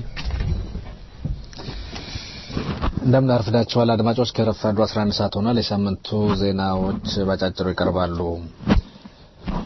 በስዊድን የኢትዮጵያ ድምጽ ሬዲዮ ከመሰረቱት አንዱና በአሁኑ ሰዓት የሬዲዮ ስራ አስኪያጅ የሆነው ቀድሞም የኢትዮጵያ ኮሚኒቲ በበላይነት ያስተዳድረው እንዲሁም በበርካታ የኢትዮጵያ ጉዳዮች ላይ ከፊት በመሰለፍ ሀገሩና ሕዝቡን ያገለግለው አቶ አህመድ አሊ እዚህ በስዊድን በሚኖሩ ኢትዮጵያውያን ከፍተኛ የሆነ የክብርና የምስጋና ቀን ተደርጎለታል። ባሳለፍነው ሳምንት እሁድ በኢትዮ ስታር በተከናወነው ስነ ስርዓት ላይ የቀደሙት ወዳጆቹ የስራ ባልደረቦችና ጥሪ የተደረገላቸው እንግዶች እንዲሁም ጓደኞቹ ታድመዋል። አቶ አህመድ አሊ ፕሮግራሙ እስከተከናወነበት ዕለት ድረስ ምንም ባለማወቁ ወደ ዝግጅቱ ቤት ሲገባ ግራ ሲጋባ ተስተውሏል። በኋላም ዝግጅቱ ለሱ መሆኑን ሲረዳ በደስታ ሲቃ ሲያለቅስም ተስተውሏል።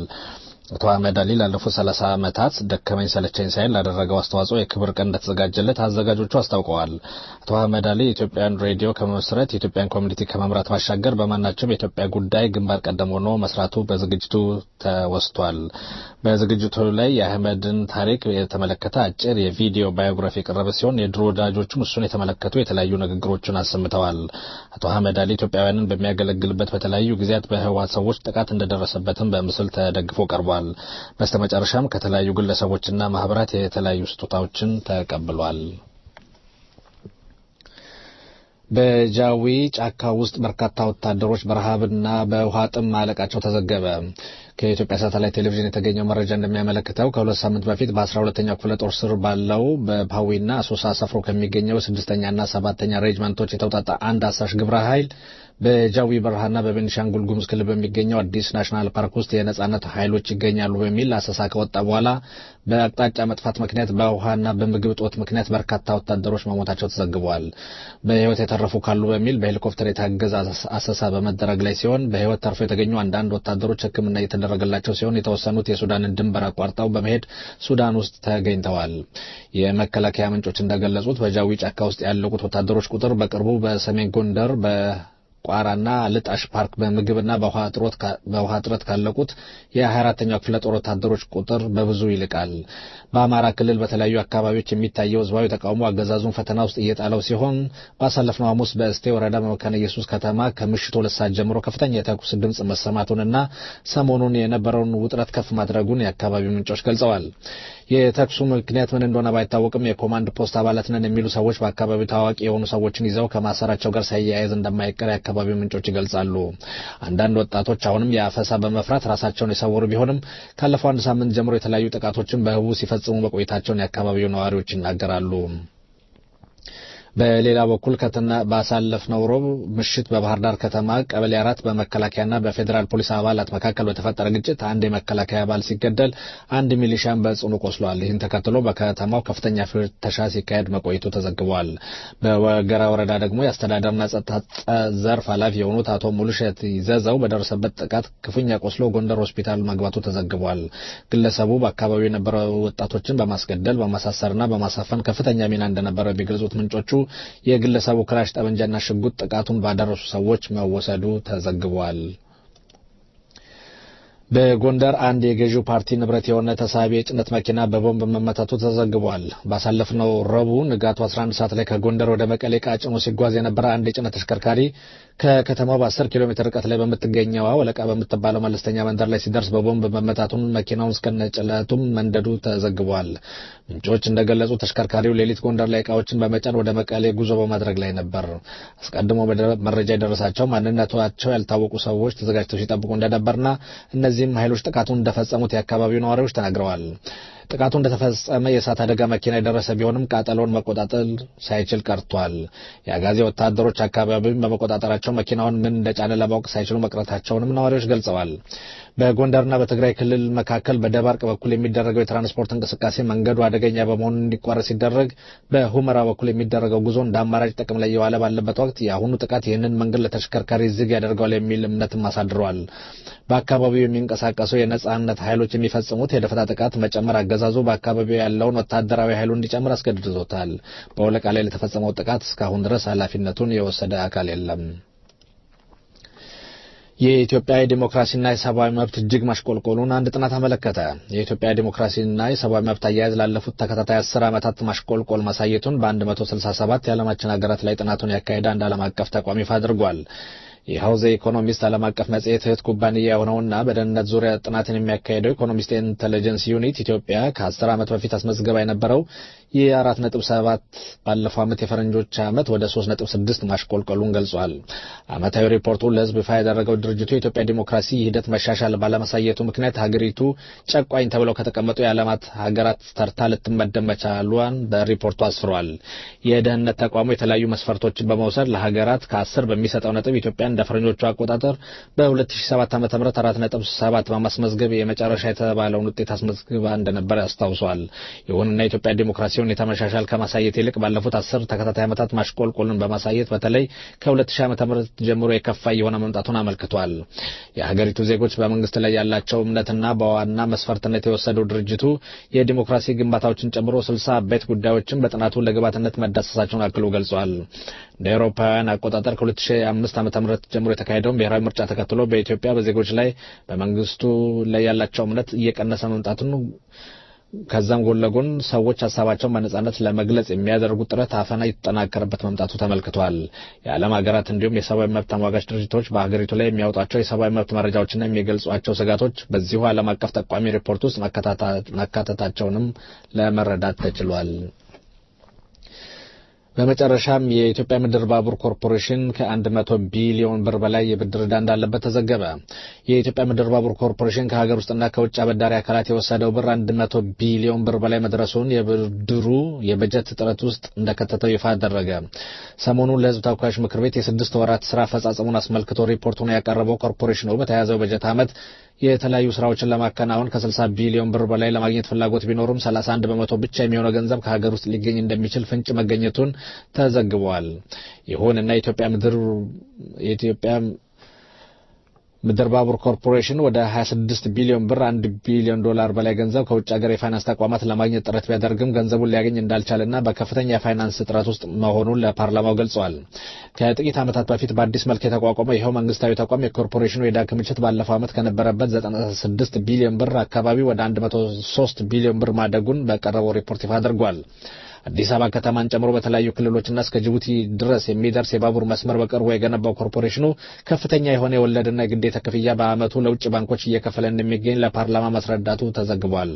የኢትዮጵያ ምድር ባቡር ኮርፖሬሽን ለአዲስ አበባ ጅቡቲ የባቡር ፕሮጀክት ለተበደረ 2.5 ቢሊዮን ዶላር የወለድና ግዴታ ክፍያ መክፈል ቢጀምርም በቅርቡ የተመረቀ ፕሮጀክት ወደ ስራ ለመግባቱ ተመልክቷል። ይሁንና የባቡር መስመር በ3 ወራት ውስጥ ስራውን ይጀምራል ተብሏል። ከወራት በፊት 35.4 ሚሊዮን ዶላር ዕዳ መክፈሉን ያወሳው ኮርፖሬሽኑ በአሁኑ ወቅት በበጀት እጥረትና የዕዳ ጫና ፈተና ውስጥ እንደከተተውም አስረድቷል። ኮርፖሬሽኑ በተያዘው ወር 45 ሚሊዮን ዶላር ዕዳ መክፈል የሚጠበቅበት ሲሆን ይህን ግዴታውን ለመወጣት የውጭ ምንዛሪም ሆነ የሀገር ውስጥ ፋይናንስ ምንጮች በግልጽ አለመታወቁን ለፓርላማው ባቀረበው ሪፖርት አስፍሯል። በቅርቡ ስራውን በከፊል የጀመረው የአዲስ አበባ የቀላል የባቡር አገልግሎት እስካሁን ድረስ ወደ 2 ቢሊዮን ብር ኪሳራ እንደደረሰበት ተመልክቷል። የአዲስ አበባ ቀላል የባቡር ፕሮጀክትን ጨምሮ ኮርፖሬሽኑ በተያዘው ወር መክፈል የሚገባው የብድርና ወለድ ክፍያ 96 ሚሊዮን ዶላር ወይም 2.2 ቢሊዮን ብር አካባቢ በሆኑም ታውቋል። የሳምንቱ አበይት ዜናዎች በዚሁ ተጠናቀዋል።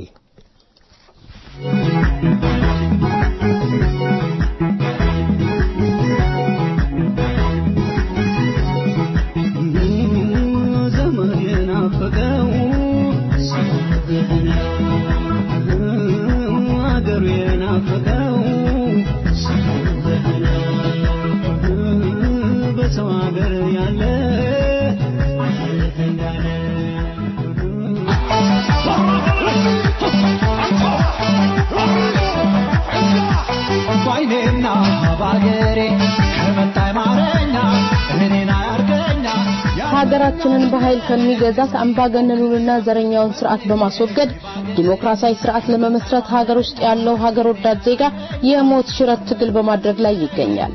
በአሁኑ ወቅት በወሳኝ ምዕራፍ ላይ ላለው ትግል መሳካት በሀገር ውስጥ ያሉ የኢትዮጵያ አርበኞች ወጣት፣ አዛውንት፣ ሴት፣ ወንድ ሳይሉ መተኪያ የሌላትን አንድያ ነፍሳቸውን በመገበር ላይ ይገኛሉ። ከሀገር ውጭ የሚገኝ ሀገር ወዳድ ሁሉ አምባገነኑ ስርዓት ተወግዶ ኢትዮጵያውያኖች በሀገራቸው እንደ ሁለተኛ ዜጋ መታየታቸው እንዲያበቃ፣ ዲሞክራሲ እንዲያብብ፣ ዜጎች በብሔራቸው ሳይሆን በሰውነታቸው ተከብረው እንድናይ ለሁሉም የሁሉም ማህበረሰብ የሆነችውን ኢትዮጵያችንን አንድነቷን አስጠብቆ በጋራ የምንኖርባት ሀገር ለመፍጠር ሀገር ውስጥ ያለው የሞት ሽረት ትግል ፍሬ እንዲያፈራ እርሶም የዜግነት የውዴታ ግዴታውን ይወጡ ዘንድ ትግሉን በአቅሞና ባሉበት ሁኔታ በሐሳቡ በገንዘቡ እንዲደግፉ የፊታችን ፌብሩዋሪ 11 የአርበኞች ግንቦት 7 ንቅናቄ እኔ ለነጻነቴ በሚል መሪ ቃል በስዊድን ስቶክሆልም ህዝባዊ ውይይት መድረክና የገቢ ማሰባሰቢያ አዘጋጅቷል። ዕለቱ የንቅናቄው ሊቀመንበር የሆኑት ፕሮፌሰር ብርሃኑ ነጋ ከትግል ሜዳ በቪዲዮ ኮንፈረንስ በቀጥታ ንቅናቄው በአሁኑ ሰዓት መሬት ላይ ያደረገ ስላለው ትግል በዝርዝር ያስረዳሉ። ከታዳሚዎች ለሚቀርቡ ጥያቄዎችም መልስ ይሰጣሉ። እንዲሁም ከፍተኛ የበላይ አመራር የሆኑት አቶ ብዙነህ ጽጌ በውይይት መድረኩ ላይ በአካል ይገኛሉ። በተጨማሪም ንቅናቄው በሀገር ውስጥ እያከናወነ ያለውን እልህ አስጨራሽ ሁለገብ የነጻነት ትግል የሚያትት ዘጋቢ ፊልም ለመጀመሪያ ጊዜ ለህዝብ ይፋ ይሆናል። ዝግጅቱ የኢትዮጵያውያኖች መገለጫ የሆነው የባህል ምግባችን ከተሟላ የመጠጥ አቅርቦት ጋር በአማረና በጣፈጠ መልኩ ለምሳ ተዘጋጅቷል። እንዲሁም ቀስቃሽና ሀገራዊ የሆኑ ሙዚቃዎች ምሽቱን ያደምቁታል። የመግቢያ ዋጋ 250 ክሮነር። በለቱ በቦታው መገኘት ባይችሉ ትግሉን በማገዝ የድርሻውን ለመወጣት ያመቾት ዘንድ ባለ 500 እና ባለ 1000 ክሮነር የትኬት ኩፖን አዘጋጅተንልዎታል። ቦታ ሮትማን ቬገን 26 ሱብ ኢትዮጵያ አዳራሽ ቱናልባና አልቢ ቀን ፌብሩዋሪ 11 2017 ሰዓት ከ13 ሰዓት ጀምሮ እስከ ሌሊቱ 1 ሰዓት ይዘልቃል። ለተጨማሪ መረጃ ስልክ 076 021 5108 እንዲሁም 0775 45 806 ኑ ከቤተሰቡ ጋር በመሆን በሀገራችን ላይ እየተካሄደ ያለውን የሞት ሽረት የለውጥ ትግል የድርሻችንን በማበርከት በታሪክ ማህደር የሚኖር ቅርስና ነው። የኔም ያንተም ያንቺም የሁላችንም የሆነችውን ኢትዮጵያችንን ከጥፋት እንታደግ። የአርበኞች ግንቦት 7 ንቅናቄ በስዊድን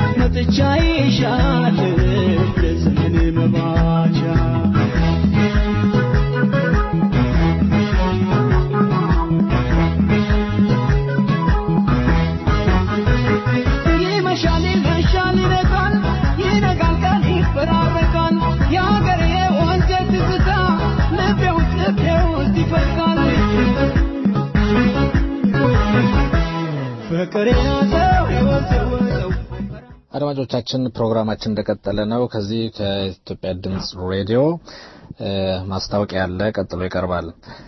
የስብሰባ ጥሪ የዳግማዊ የመላ አማራ ህዝብ ድርጅት የስብሰባ ማስታወቂያ ዳግማዊ ማህድ የፊታችን 18 ፌብሩዋሪ 2017 እንደ አውሮፓውያን አቆጣጠር በስዊድን ስቶክሆልም ታላቅ ህዝባዊ ስብሰባ ያደርጋል። በአውሮፓ ምድር ለመጀመሪያ ጊዜ በሚካሄደው በዚህ ስብሰባ ድርጅቱ ከአማራው ህዝብ ጋር በአንድ መድረክ በመገናኘት ድርጅታዊ ዓላማውንና መርሁን ያስተዋውቃል። ከህዝብ የሚሰነዘሩ ጥያቄዎችና አስተያየቶችን ያስተናግዳል። ስለ አማራው ህዝብ ቀጣይ ሁኔታና ስለ ዓለም አቀፉ የአማራ ህዝብ ትግል ከህዝቡ ጋር በቀጥታ ምክክር ይደረጋል። በስብሰባው ላይ አቶ ተፈሪ ቸርነት የዳግማዊ ማህድ ሊቀመንበር ከአሜሪካ፣ ዶክተር አፈወርቅ ተሾመ ከጀርመን፣ ጋዜጠኛ ሙሉቀን ተስፋው ከፊንላንድ፣ አቶ ወንደሰን በየነ ከስዊድን የክብር እንግዶች ሆነው በቀጥታ በመገኘት ከተመልካቾች የሚመጣውን ጥያቄ መልሳሉ። በመሆኑም በእለቱ የመላው አማራ ህዝብ ተወላጆች ለሆኑ በሙሉ በስብሰባው እንዲገኙ ሲል በታላቅ አክብሮት ጥሪውን ያስተላልፋል። አድራሻና ቀን አድራሻ ኦሽታ ቶሪ ኦሽታ ሴንትሮም ሎፍተት ሃለን ባስ 160 ቁጥር ከጉልማሽ ፕላን ቲቨርባና ሆል ፕላትስ ቫላቶሪ ቀኑ ፌብሩዋሪ 18 2017 ሰዓት ከ14 ሰዓት እስከ 22 ሰዓት የብቻዋቂ እኔ ነኝ ምሁር የኔ ዘጥልቅ ብሎ የሚል አትወድምና አትወድም ቆንጆ አትወድምና አትወድም ቆንጆ ዘራ ትቁጠር ዘር ለገብቴ አርሶ የሚያበላ እያለ አገሬ እስቲ ሁላችን ፍቅር እንስራ ለመጪው ትውልድ ለባላደራ የሀበሻ ልጅ አትወድም ጉራ የኢትዮጵያ ልጅ አትወድም ጉራ የኢትዮጵያ ልጅ የሀበሻ ልጅ ለኔ የምትለው እሺ የምትለው ራሱን ያረሳ ለአገር ወገኑ ወድቆ ይነሳ የአገሯ ልጅ ነው ያዛት ግብረማት የአገር ልጅ ወድናት ያሽው ልጅው ግብረ የአገር ልጅ ወድናት ያዛት ግብረማት የአገር ልጅ ወድናት ያሽው ልጅው ግብረ የአገር ልጅ ወድናት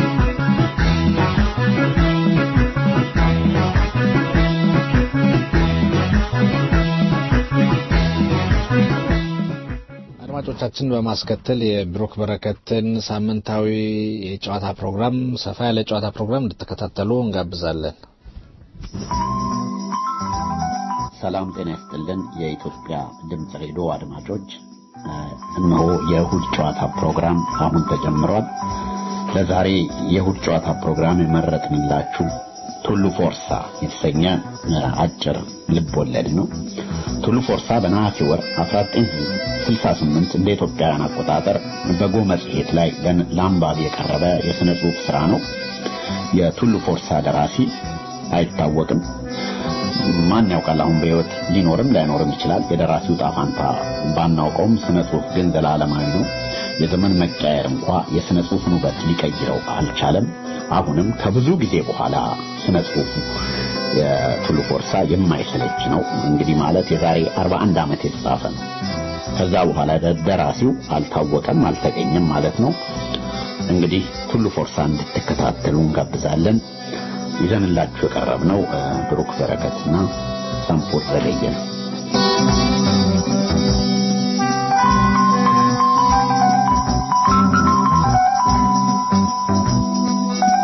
ቱሉ ፎርሳ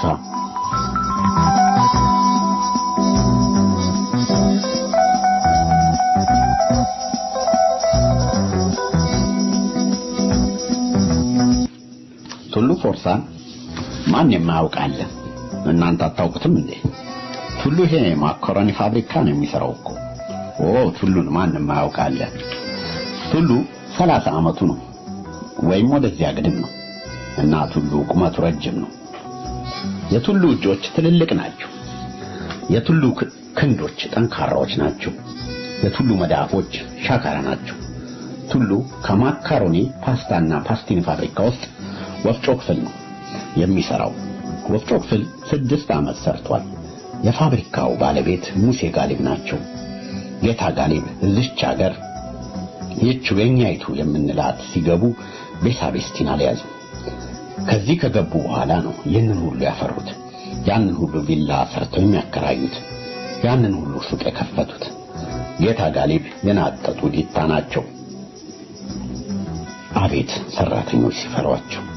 ጌታ ጋሊብ ሽማግሌ ናቸው። አጭር መላጣ ባርኔጣ የማይለያቸው አማርኛን አቀላጥፎ የሚያውቁ እድላም ሰው ናቸው። ስለ አበሻ ሲናገሩ አበሻ ስራ አይወድም፣ አበሻ ሰነፍ ነው፣ ለዚህ ነው ሀብታም የማይሆነው እንደኔ ይላሉ። ቱሉ ፎርሳ በወር 35 ብር ያገኛል። ያ ደሞዝ ነው ቱሉ ፎርሳ ሲሏችሁ ፎርሳ የአባቱ ስም እንዳይመስላችሁ አይደለም። የወፍጮ ቤት ስራ አታውቁትም እንዴ? ስንዴ በካሚዮን ይመጣል። ከካሚዮን ወደ መጋዘን ይጋዛል። ከመጋዘን ወደ ማንጠርጠሪያው የወንፊት ሞተር ቤት ይወሰዳል። ከዚያ ይታጠባል። ከዚያ በሞተር ይደርቃል። ከስንት ጣጣ በኋላ ይፈጫል። ዱቄት በጆንያ እየታሰረ ወደ ቡኮ ክፍል ይተላለፋል። የሁሉ የሚያደርገው የሰው ትከሻ ነው። ካሚዮን ሲመጣ ካቦ ሰው ይጠራል እንዲያወርዱ። 1-2 ፎርሳ፣ 1-2 ፎርሳ። ከመኪናው ላይ ኩንታሉን እየተሸከሙ ወደ መጋዘን መትነን ነው እና በስርዓት ሁሉን የሚያህል የለም። ኩንታል ተሸክሞ ሲበር ጭብጥ ላባ የያዘ አይመስልም። ሁሉ ጊዜ በጭወት 1-2 ፎርሳ ይወዳል። ለዚህ ነው ቱሉ ፎርሳ ተብሎ የቀረው እንጂ የአባት ስም ሆኖ አይደለም። የቱሉ ሚስት ጠንፌ ነው የምትባል። እንጀራ ለመግዛት ጉሊት ሄደ ሁሉ ጠንፌን ያውቃታል። መሸት ሲል ወደ ጉሊት ብቅ ያለ ጠንፌና የእንጀራ ሰፌዷን ይለምዳል። መሸት ሲል የቀን ሰራተኞች ወደ ቤታቸው ይመጣሉ። እግረ መንገዳቸውን እንጀራ ይገዛሉ። ሲመሽ የእንጀራ ገበያ ይደራል። እስኪ እንጀራ ይላል ጠጋ ይልና፣ ይህ ወርቅ የመሰለ እንጀራ ይባላል። ጤፍ ነው ቅይጥ ይላል ላፉ። ንጹህ የደጁ ጤፍ ተብሎ ይነገረዋል። ጠንፌ ዘንድ ግን ብዙዎች እንዲያብለው አያውቁም። ብዙዎቹ ስለሚያውቋት ዝም ብለው ነው የሚገዙት። አንዳንዴም ከተጠየቀች ጤፍ ነው ትንሽ ዘንጋዳ አለበት። የቀን ሰራተኞች ላፋቸውን የሚጠይቁት ሊያገኙትም የሚገዙት። የሚገርመው ነገር የቀን ሰራተኞቹ ወንደላጤዎች ናቸው። የቀን ሰራተኞቹ ወጥ አይሰሩም። የቀን ሰራተኞቹ ብዙ ሆነው በትንሽ ቤት ውስጥ ነው የሚኖሩት። ታዲያ ለምንድን ዳቦ ወይም ሙፎ ገዝተው አይበሉም? ሙፎ ወጥ አያስፈልገውም። ሙፎ የወንደላጤ ምቹ ምግብ ነው። ግን የቀን ሰራተኞቹ እንጀራን ይመርጣሉ። ደረቅ እንጀራ ማላመጥ ደስ ይላቸዋል። ምናልባት የቀድሞ ቤታቸውን የወትሮ ትዳራቸውን የሚያስታውሳቸው እየመሰላቸው ይሆናል። እንጀራ የወደፊቱ የተስፋ ምልክትም እየመሰላቸው ይሆናል። ጠንፌ 25 ዓመት ይሆናታል። ጠንፌ ከ2 ዓመት በፊት ቱሉ ፎርሳን አገባች። በፊትም ከአያቷ ጋር ስትኖር የመንደር እንጀራ ጋጋሪ ነበረች። እንጀራ መጋገር እንዴት አይነት ሥራ መሰላችሁ? አንዱ ቤት ሰላቢ ነች ይላል። ሌላ ቤት ማገዶ አይበረክትላትም ይላል። ሌላው ቤት እንጀራ ታወፍራለች። ሌላው ቤት ታሳሳለች። ጣጣ ነው። በስተመጨረሻ አያቷ ሲሞቱ ጋግሮ ከማብላት ይልቅ በ3 ብር ተቀጥሮ ጋግሮ መሸጥ ይሻላል ብላ በነጋዴነት ተጠቃለለች። ከቱሉ ጋር የተዋወቁት በእንጀራ ደንበኝነት ነው። ኦሆሆ ይሄ ደግሞ ራሱን የቻለ ሌላ ታሪክ ነው። ታዲያ ጠንፌ ወንድ ልጅ ወለደች። ልጁ ደግሞ ጤና የለውም። እሷንም ጤና ነሳትቴ የእንጀራ ንግዱም አላዋጣለ። እንደ ድሮ በርካሽ ዱቄት ፍለጋ መንከራተት አለ። ማገዶ ፍለጋ አገር ጥሎ መሄድ አለ። ኧረ ስንቱ! በዚህ ላይ ልጇ ጤና የለውም። ባሎች ሁሉ ሚስቶቻቸውን ይመታሉ። ባሎች ሁሉ ይሰክራሉ። ቱሉ ግን አይማታ፣ አይሰክርም። ከጠንፌ ምንም አይደብቅም። አምላኩ ጠንፌ ናት። ያለ ጠንፌ ምን ሕይወት አለውና ጠንፌም ባሏን ትወዳለች፣ ታከብራለች። ጠንፌ አቤት። ዛሬ ደግሞ ተቀብዬ ከጓደኞቼ ጋር ጠላ ቤት ገብቼ 60 ሳንቲም አጠፋው። ደጋራ ጠንፌ ቀና ብላ አታየው። ጠንፌ ለቱሉ፣ ቱሉ ለጠንፌ ተፈጠሩ ይመስላሉ። ትሳሳለታለች። ጠንፌ ዛሬ ደግሞ ተቀበልኩና ስመጣ ሉካንዳ ቤት ገብቼ የ50 ሳንቲም ስጋ ገዛውልሽ። ጥሩ አረክ። ከዛ በፊት ግን ያው አማረኝና አንድ ብርሌ ጠጅ ጠጣው። ምን ነው ጠንፌ ከፋሽ እንዴ? እኔቴ ቱሉ ሚስቱን ትኩር ብሎ ማያትም የምትሟማ ይመስለዋል። ይሳሳላታል። ታዲያ ልጁ ያደር ይታመም ጀመር። በተወለደ በ10 ወሩ የጠና ህመም ታመመ። ይቃተት ጀመረ። ያጣጥር ጀመረ። ሐኪም ቤቱ ዘጁ ይላሉ ጎረቤቶች። የትኛው ሐኪም ቤት ይሻላል? አውሮጌው አውሮፕላን ጣቢያ ያለው ጥሩ ነው። እስቲ እሺ ትላለች ጠንፌ። ለባሏ ግን አትነግረው። ምን ብላ ትንገረው? የቤት ኪራይ 14 ብር፣ የቤት ጣጣ ሌላውን ይወጣዋል። ምን ብላ ትንገረው? እንጨቱ ውድ፣ እህሉ ውድ። የኩራዝ ጋዝ እንኳን ካቅሙ ድሮ 2 ፍራንክ የሚሸጠው ዛሬ በ4 ፍራንክ አይገኝም።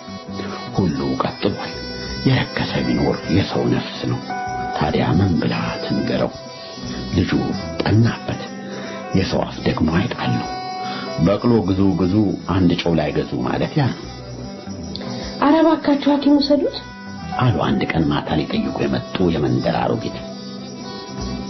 የትኛው ይሻላል አለች ጠንፌ። የወር ኃይሏ ጥሩ ናት ሲሉ ሰምቻለሁ።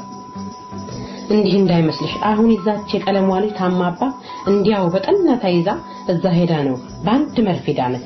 ደግሞ ዋጋውም ትንሽ ነው። 2 ብር ከፍሎ ካርኔ መቁረጥ ብቻ በቃ። ጠንፌ ልቧ ስንጥቅ አለ። የወሬሮ ሐኪም 2 ብር ሲመሸታም መሆን ሕፃን ከቶንም ጡት መሳብ ተሳነው። ያይፈራችሁ ሊመጣ ነው ወልዶ መቅበር ላይቀርላት ነው። አይ ሰው መሆን ቱሉ ምን አልሽኝ ጠንፌ? 2 ብር አለ። አይ አሁን እንዴት እኔ 2 ብር ነው ያልሽኝ? አሁን 2 ብር ለውራይሉ ሐኪም የሚከፈል? አዎ 2 ብር ፈልጌ ነው። ሐኪም ሄደ ያስፈልጋል? አዎ በጣም ታሟል። አታየውም ትኩሳቱ? ይሁን ጧት እበደራለሁ። ግድ የለም ጠንፌ አታስቢ። ሕፃኑ መቃተቱን ቀጠለ። ከቶንም ማልቀስ እያቃተው ሄደ። ጠንፌ ለባሏ የሚበላውን ሰጠችውና ልጇን አቅፋ ቁጭ አለች። እንብላ እንጂ ጠንፌ። እኔ ስበላ ነው ያልኩት እባክህ።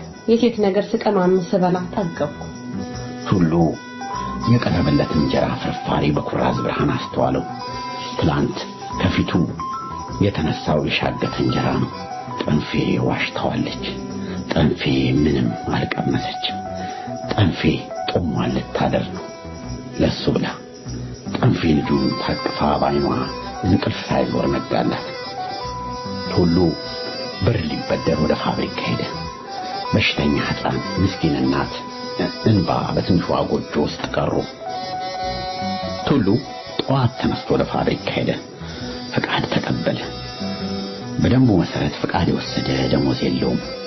ቢሆንም መቼስ ምን ይደረጋል?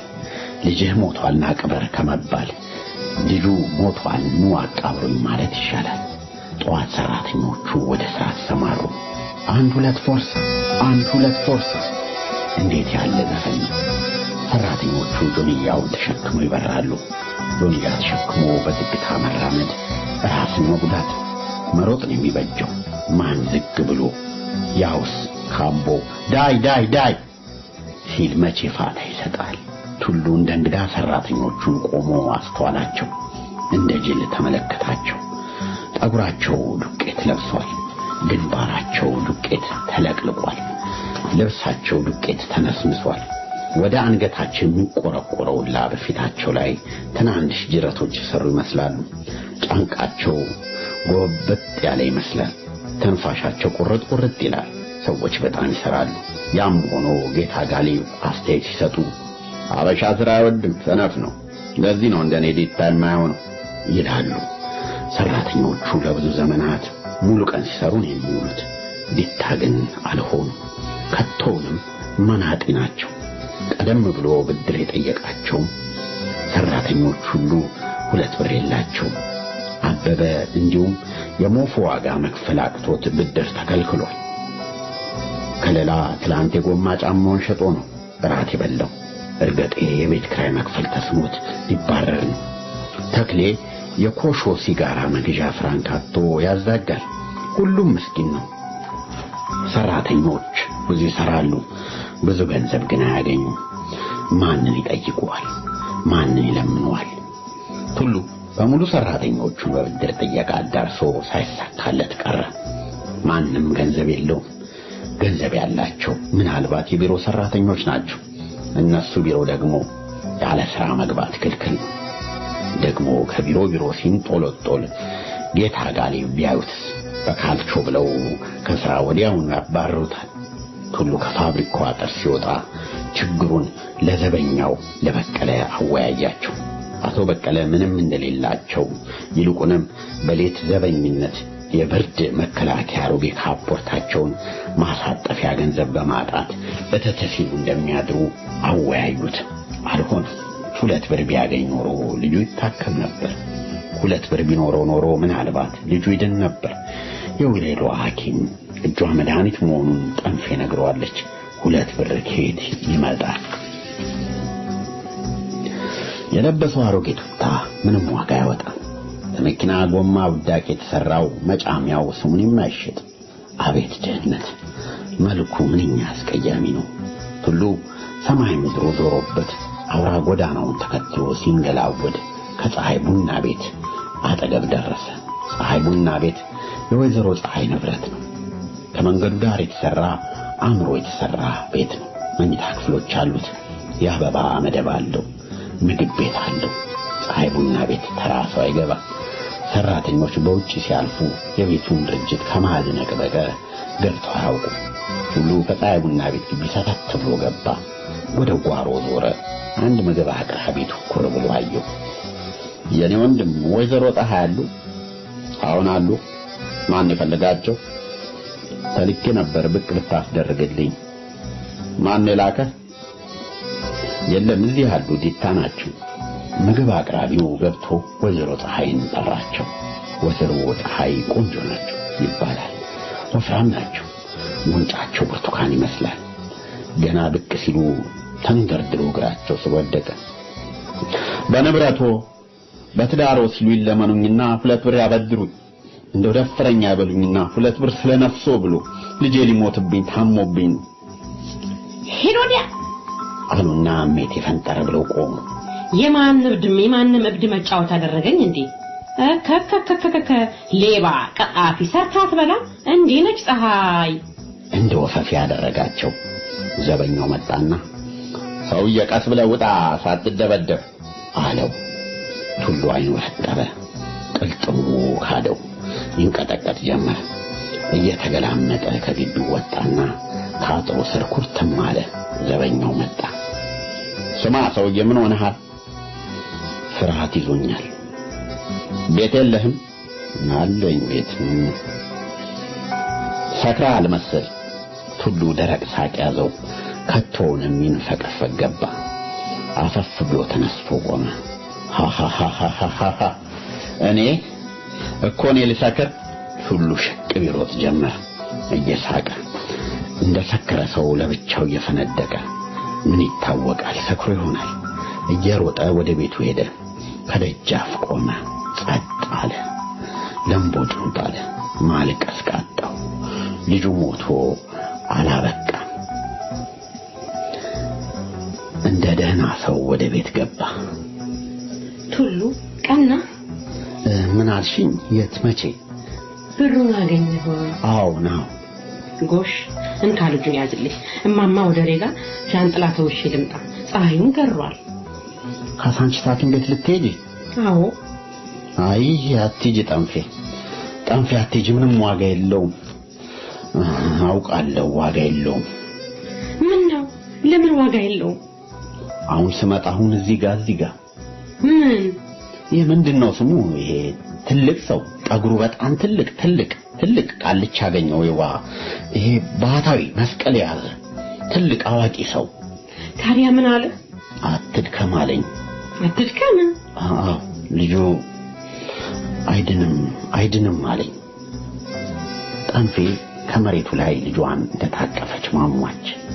በክንዷ የታቀፈችውን ሕፃን ገለጥ አድርጋ ፊቱን አየችው። ትኩሳት የጠበሰው ጨቅላ በትኩስ እንባ ቀቀለችው። ተንሰቀሰቀች። ልጄ ወይኔ ልጄ ብላ በተሸፈነ ድምፅ አለቀሰች። ቱሉ ቤቱን ጥሎ ወጣ። ራቅ ብሎ ከምድሩ ላይ ቁጭ አለ። ወይኔ ልጄን በላሁ፣ ነፍሴን በውሸት ሸጥኩ፣ ወይኔ አለ። ይነዳው ጀመር። ቱሉ ዋሽታ አያውቅም አለ። ዛሬ አይሆንለትም። ያየውን አላየሁም ያለበት ጊዜ ነበር። ሳያይ አየሁ ያለበት ጊዜ ግን አለ ዛሬ። ቱሉ እምባ አልወጣውም። አንጀቱ ግን ተንሰፈሰፈ። ቁጭ ብሎ ወባ እንደያዘው ይንዘፈዘፍ ጀመር። ስለ ኑሮ እያሰበ ራሱን ረገመ። ቱሉ ፎርሳ ምን ነው ወደቅ እንዴ? እኔ አሁን የለም አለ። በልተነስ እንካ ትንሽ ገንዘብ ምንድነው እሱ? ጋሽ ምትኩ ልጄ ሞተ የድር ገንዘብ ነው እንዴ? ምንድነው የምትለው ቱሉ ፎርሳ? ተቃጅ ያለ ልበል እንካ 20 ብር የሰራተኞች ማህበር ብድር ነው። ወደፊት ትከፍላለህ። ማህበር? የኛ ማህበር ለኔ 20 ብር ኋላ ትፈርማለህ። አሁን ቸኩላለሁ። ወደ ፋብሪካ ልመለስ ነው። ጠፍቼ ነው የመጣሁት ልሰጥ። ቱሉ ብቻውን ቀረ። እሱና 20 ብሮቹ፣ አንድ ቀይ አንድ ቢጫ 5 አረንጓዴ ብሮች። የሚሰራው ጠፋው። ፊቱን ጠረገው፣ ቆጠረው። አልማለሁ ልበል አለ ለራሱ። ራሱን አርገፈገፈው። የለም ህልም አይደለም። እየሮጠ ወደ ቤቱ ገባ። ጠንፌ ከልጇ ጋር ተኮራምታ ተንሰቀሰቃለች። በሩን በርግዶ ዘሎ ገባ። ጠንፌ ብሎ ተጣራ። ቀና ብላ አየችው። ፊቷ ንፍሮ ይመስላል። እንሂድ ጠንፌ። የት? ሐኪም ቤት ነው። የወሬሎ ሐኪም እጇ መድኃኒት ነው ብለሽ የለውም ዋጋ የለውም፣ ከንቱ ነው። ለምን ዋጋ የለውም? ልጁን ከሞት አድን። እንዴት አወቅሽ? ያገኘው አዋቂ ሰው አይድንም ብሎ ሄለ እንዴ? ሱንተ አያውቅ። ያውቃል ሁሉ ሰውየው ያውቃል። ሁሉ ደነገጠ። በገዛ ገመዱ እንደተተበተበ ገባው። ስሚ ጠንፌ፣ በመጨረሻ ያለኝ እኮ ሐኪም ቤት ከሄደ ይድናል ነው አላት። የውሬሎ ሐኪም ቤት፣ የካሳንቺሱ ሐኪም ቤት አለና 20 ብር አጠገቡ አስቀመጠ። ቀና ብላ አየችው። ለመጠየቅ ጊዜ የላትም። ወደ ሐኪም ቤት ጠንፌና ሁሉ ልጇን ይዘው በረሩ። በሶስተኛው ቀን ሕፃኑ እንደ ልቡ ይጠባ ጀመረ። ዳን ያለው መቼም አይሞት። ብቻ ከልጁ መዳን ጋር በቤቱ ጸጥታ ሰፈነ። እንደ ቀድሞ መነጋገር መጫወት ቀረ። ሁለቱም ተፈራሩ። ጠንፌ ባሏን ሰረቅ አድርጋ ታይና ቁናት ተነፍሳለች። ለመጠየቅ ትከጅልና መልሳ ጥያቄዋን ትውጠዋለች። አንድ ማታ ከራት በኋላ ድፍረቷን ሁሉ ሰብስባ ሁሉ አለችው። ድምጿ ጸጥታውን ሲሰብር ቤቱ የፈረሰ ያልሆነ። ሁሉ ምን ነው ጠንፌ? አንድ ነገር ልጠይቅ። ምንድን ነበር ጠንፌ? 20 ብሩ ጌታ መጣ። ድንገት በሩ ተንኳኳና ተከፍተ ገባ። መሽቷል። 3 ሰዓት ሊሆን ነው። እንዴት አመሻችሁ? ሕፃኑስ ደህና ነው? ደህና ነው። አሁንማ ተሻለው፣ ምንም አይለውም አለ ካሳለ በኋላ። ጥሩ እንኳን ተሻለው ጃር። እኛማ በቀደም ደነገጥን። አረፍ በልጋሽ ተከስተ። የለም ልሂድ። እቤት አልደረስኩም። ገና ከስብሰባ መውጣቴ ነው። ስብሰባ እስካሁን የሚያቆይ? አሁን እባክህ ሰሞኑን አንድ ትዕዛዝ መጥቷል። የምን ትዕዛዝ? ማህበሩን አፍርሱ የሚል። ማህበሩን ማን?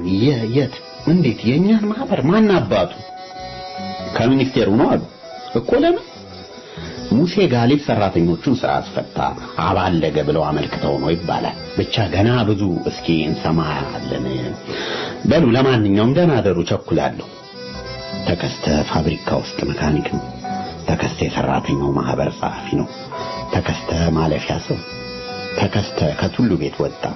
ቱሉ ከበራፉ ላይ ቆሞ በጨለማ ውስጥ የሚዘዋወረውን የተከስተን ቅርጽ ትኩር ብሎ ያይ ጀመር። ባሻገር የአዲስ አበባ ኤሌክትሪክ ብርሃን እንደ ጧፍ ሲንቀለቀል ይታያል። ከላይ ከሰማይ ከዋክብት ይፍለቀለቃሉ። እነርሱ እንደ ጧፍ ናቸው ይባላል። ከዚያ ዳር የቱሉ ሁለት አይኖች አለወትሯቸው በሲቃ ተጎልጉለው እሳት የሚተፉ ይመስላሉ። ከኋላው ደግሞ ጋዝ ያለቀበት የቱሉ ኩራስ ብልጭ ድርግም ትላለች። ቱሉ ሁለት እጆቹን በኃይል ጨብጦ ስሩ እየተገታተረ ጥርሶቹን ነክሶ ጡንቻው እስኪነፋፋ ካማጠ በኋላ ይህች ማህበር ነፍሴ ቆማ አትፈርስም አለ።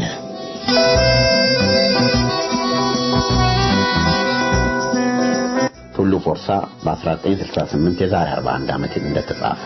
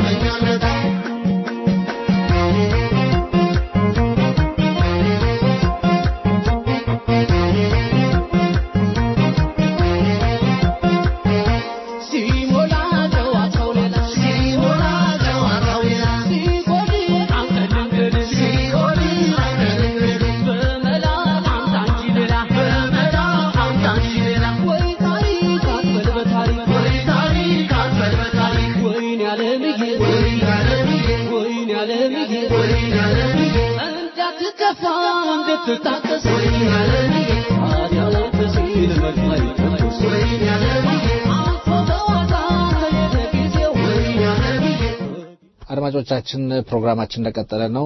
መጨረሻ ጥቂት 10 ደቂቃ ይቀራል። በዚህ 10 ደቂቃዎች አንዳንድ ነጥቦች እናነሳለን።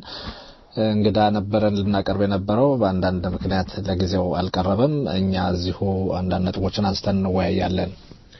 ያው ምናልባት እንግዲህ እንግዳችን ከቀረ አይቀር ቅድም ለማንሳት ፈልገን ጊዜ የገደበን አንድ ነጥብ ነበረ። ይሄው ምንድነው በአሜሪካ ሀገር ያሉ ኢትዮጵያኖች የታስክ ፎርስ ወይም የግብረ ኃይሎች አሉና እነዚህ የዲሲ ታስክ ፎርሶች በዋናነት የምናውቃቸው ኢትዮጵያ ውስጥ ያሉ የደለቡ ባለስልጣኖች ወደዛ በሚሄዱበት ሰዓት የሰሩትን ግፍና በደል አደባባይ በማውጣት ቻሌንጅ ያደርጓቸዋልና ይሄንንም በማድረግ ዙሪያ ላይ የህወሓት ፖሊት ቢሮ አባልና የትግራይ ክልል ምክትል ፕሬዝዳንት የሆኑት አቶ ዶክተር አዲስ አለም ባሌማን ኤርፖርት ላይ ጠብቀው ተመሳሳይ ስራ ሰርተው ነበርና ያንን ተከትሎ አቶ አዲስ አለም ባሌማ በዋሽንግተን ዲሲ የኢትዮጵያን ግብረ ኃይል አባል ላይ ክስ መስርተው ነበረ እና ይሄ ክስ በትላንትናው ዕለት ቨርጂኒያ ግዛት ላውደን አውራጃ ውስጥ ታይቶ ክሱ ውድቅ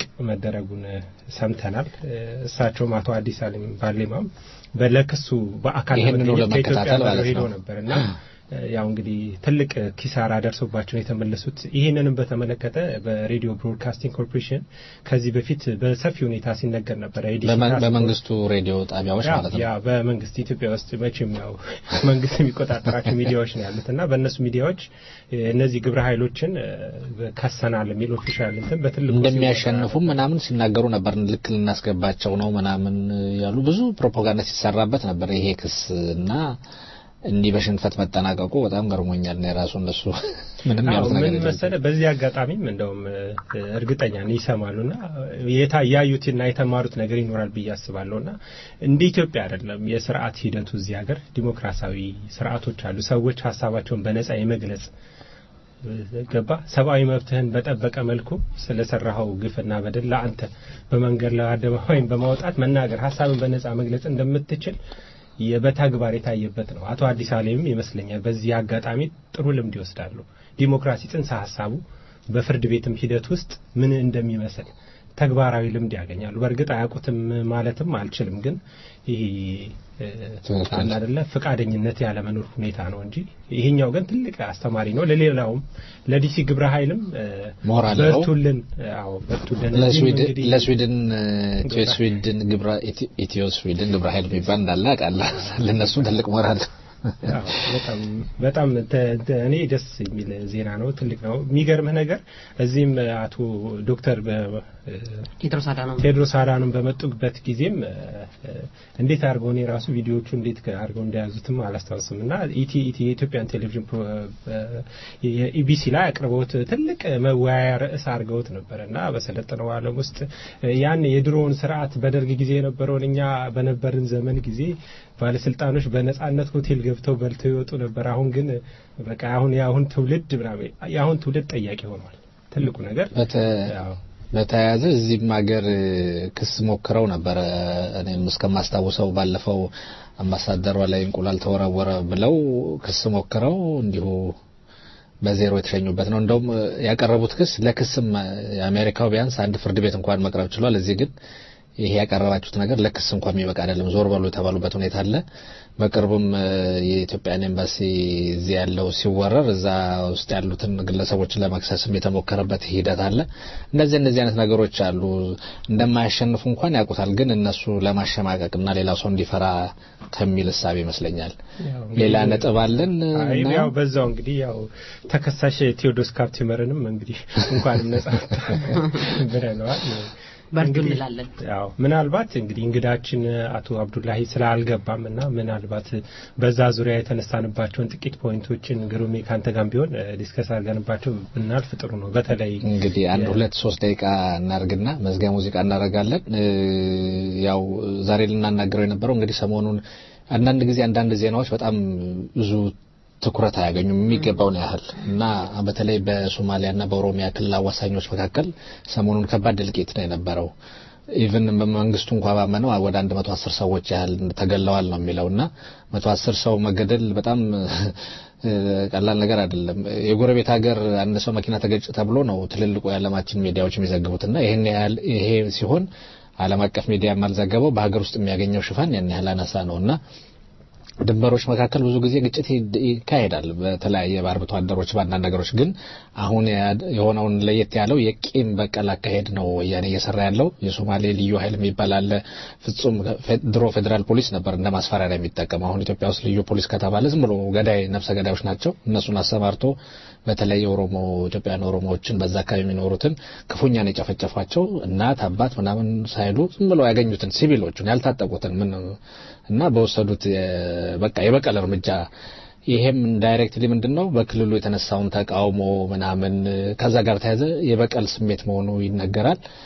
ያን ያህል ሰው ተጨፍጭፏል ማለት ነው እና ይሄንን በዋናኝነት ያስፈጸመው የሶማሌ ክልል ልዩ ፖሊስ ነው እና ይሄም ሆን ተብሎ በክልሉ በሶማሌ ክልልና በኦሮሚያ ክልል ያሉ ሰዎችን ማጋጨት ይሄ ያው የመከፋፈል መግዛቱን ስታይል በዛ ደረጃ ከፍ ለማድረግ የታቀደ ነገር መሆኑ ተዘግቧል።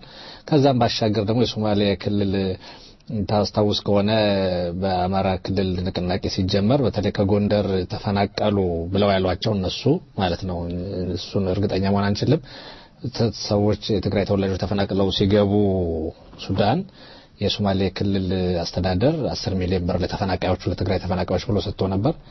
የሶማሌ ክልል መንግስት በበኩሉ ደግሞ አሁን ማነው የትግራይ ክልል መንግስት በበኩሉ በሶማሌ ላለው ድርቅ ብሎ 12 ሚሊዮን ብር ሰጠው። አቶ ኃይለ ማርያም ወደ ክልሉ ሄደው ሰሞኑን ሲጨፍሩ ሁሉ ታይተዋል በሶማሌኛ ዘፈን ማለት ነውና ይሄ ልክ ወደ አንዳንድ ክልሎች አንዳንድ ጊዜ በአማራ ክልል በኦሮሚያ ክልል እንደዚህ አይነት ሲነሱ ሌሎች ክልሎች ጋር ሄዶ ሰውን እናንተን የማባበል ይሄ አንዳንድ ጊዜ ወረድ ያለ አካሄድና ሌሎች ነገሮች አሉ። በዚህ ጉዳይ ነበር ልንነጋገር የነበረው። ዋና ሐሳቡ ግን ይሄ ነው። እኔ ምለው ግሩሜ በዚሁ ሳንጠቀልለው መጠየቅ የምፈልገው የሶማሊያ ክልል 10 ሚሊዮን ነበርና አሁን 12 ነው። በብድር ከነወለዱ ነው እንዴት ነው አልገባኝ። 2 ሚሊዮን ነው እንግዲህ ይሄን ይመስላል። መጨረሻ ለማሰናባበቻ ቴዲ አፍሮ ዘፈን አለ። ለቴዲ አፍሮ ዘፈን መነሻ የሆነው ምንድነው? ሰሞኑን ከትናንት ወዲያ ይመስለኛል ቴዲ አፍሮ በገጹ ላይ እንዳስነበበው አዲስ አልበሙን ሰርቶ አጠናቆ የፊታችን ፋሲካ ለገበያ ይውላል። ይህን ተከትሎም የተሰራ በጣም የአልበሙ መጠሪያ በጣም ብዙዎችን እያነጋገረ ነው። በጣም ደስተኛ ስሜት ነው እያየው ያለው በሚዲያ በጣም ገላጭ ነው። ኢትዮጵያ ነው የሚለው የአልበሙ መጠሪያና ፖስተሩ በጣም አስደማሚ ነው። ኢቭን ብዙዎች ሲጣሉ እያየው ነው ፖስተር በመተንተን እና በኢትዮጵያ ታሪክ አዲስ ሪካርድ ነው የሰበረው በገንዘብ ክፍያ ከ5 ሚሊዮን እስከ 6 ሚሊዮን ባለው እርግጥ ኤግዛክት ፊገሩ አልተቀመጠም ግን ከ5 ሚሊዮን እስከ 6 ሚሊዮን ባለው እንደተከፈለውና ሁሉ ነገር አልቆ ፋሲካን በዓል ይጠባበቃል። ብዙ ኢትዮጵያውያን ኢትዮጵያ የሚለውን አልበም ለመስማት እየጓጉ ነው ማለት ነው። እኛም ዛሬ ፕሮግራማችንን እንግዲህ በዚሁ እናጠቃልላለን። መላ ስቱዲዮ ባልደረቦች እዚህ ውስጥ አለን። እንግዲህ እስከ ሳምንት መልካም ሳምንት እንላለን። መልካም ሳምንት እንላለን። መልካም ሳምንት ጤና ይስጥልኝ።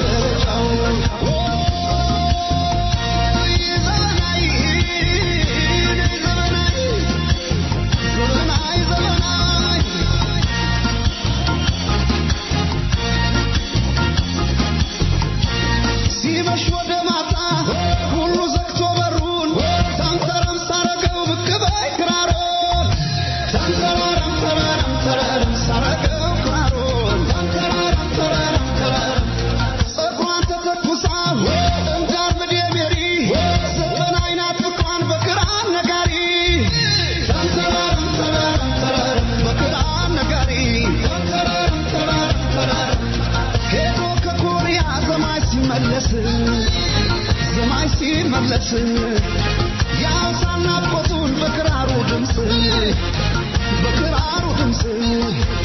ፍቅርሽ አስጨንቆ መላወስ አቃተኝ ተደናበርኩልሽ ጥይት እንደሳተኝ ሳተና ነበርኩ ይተኳሽ በመውዘሬ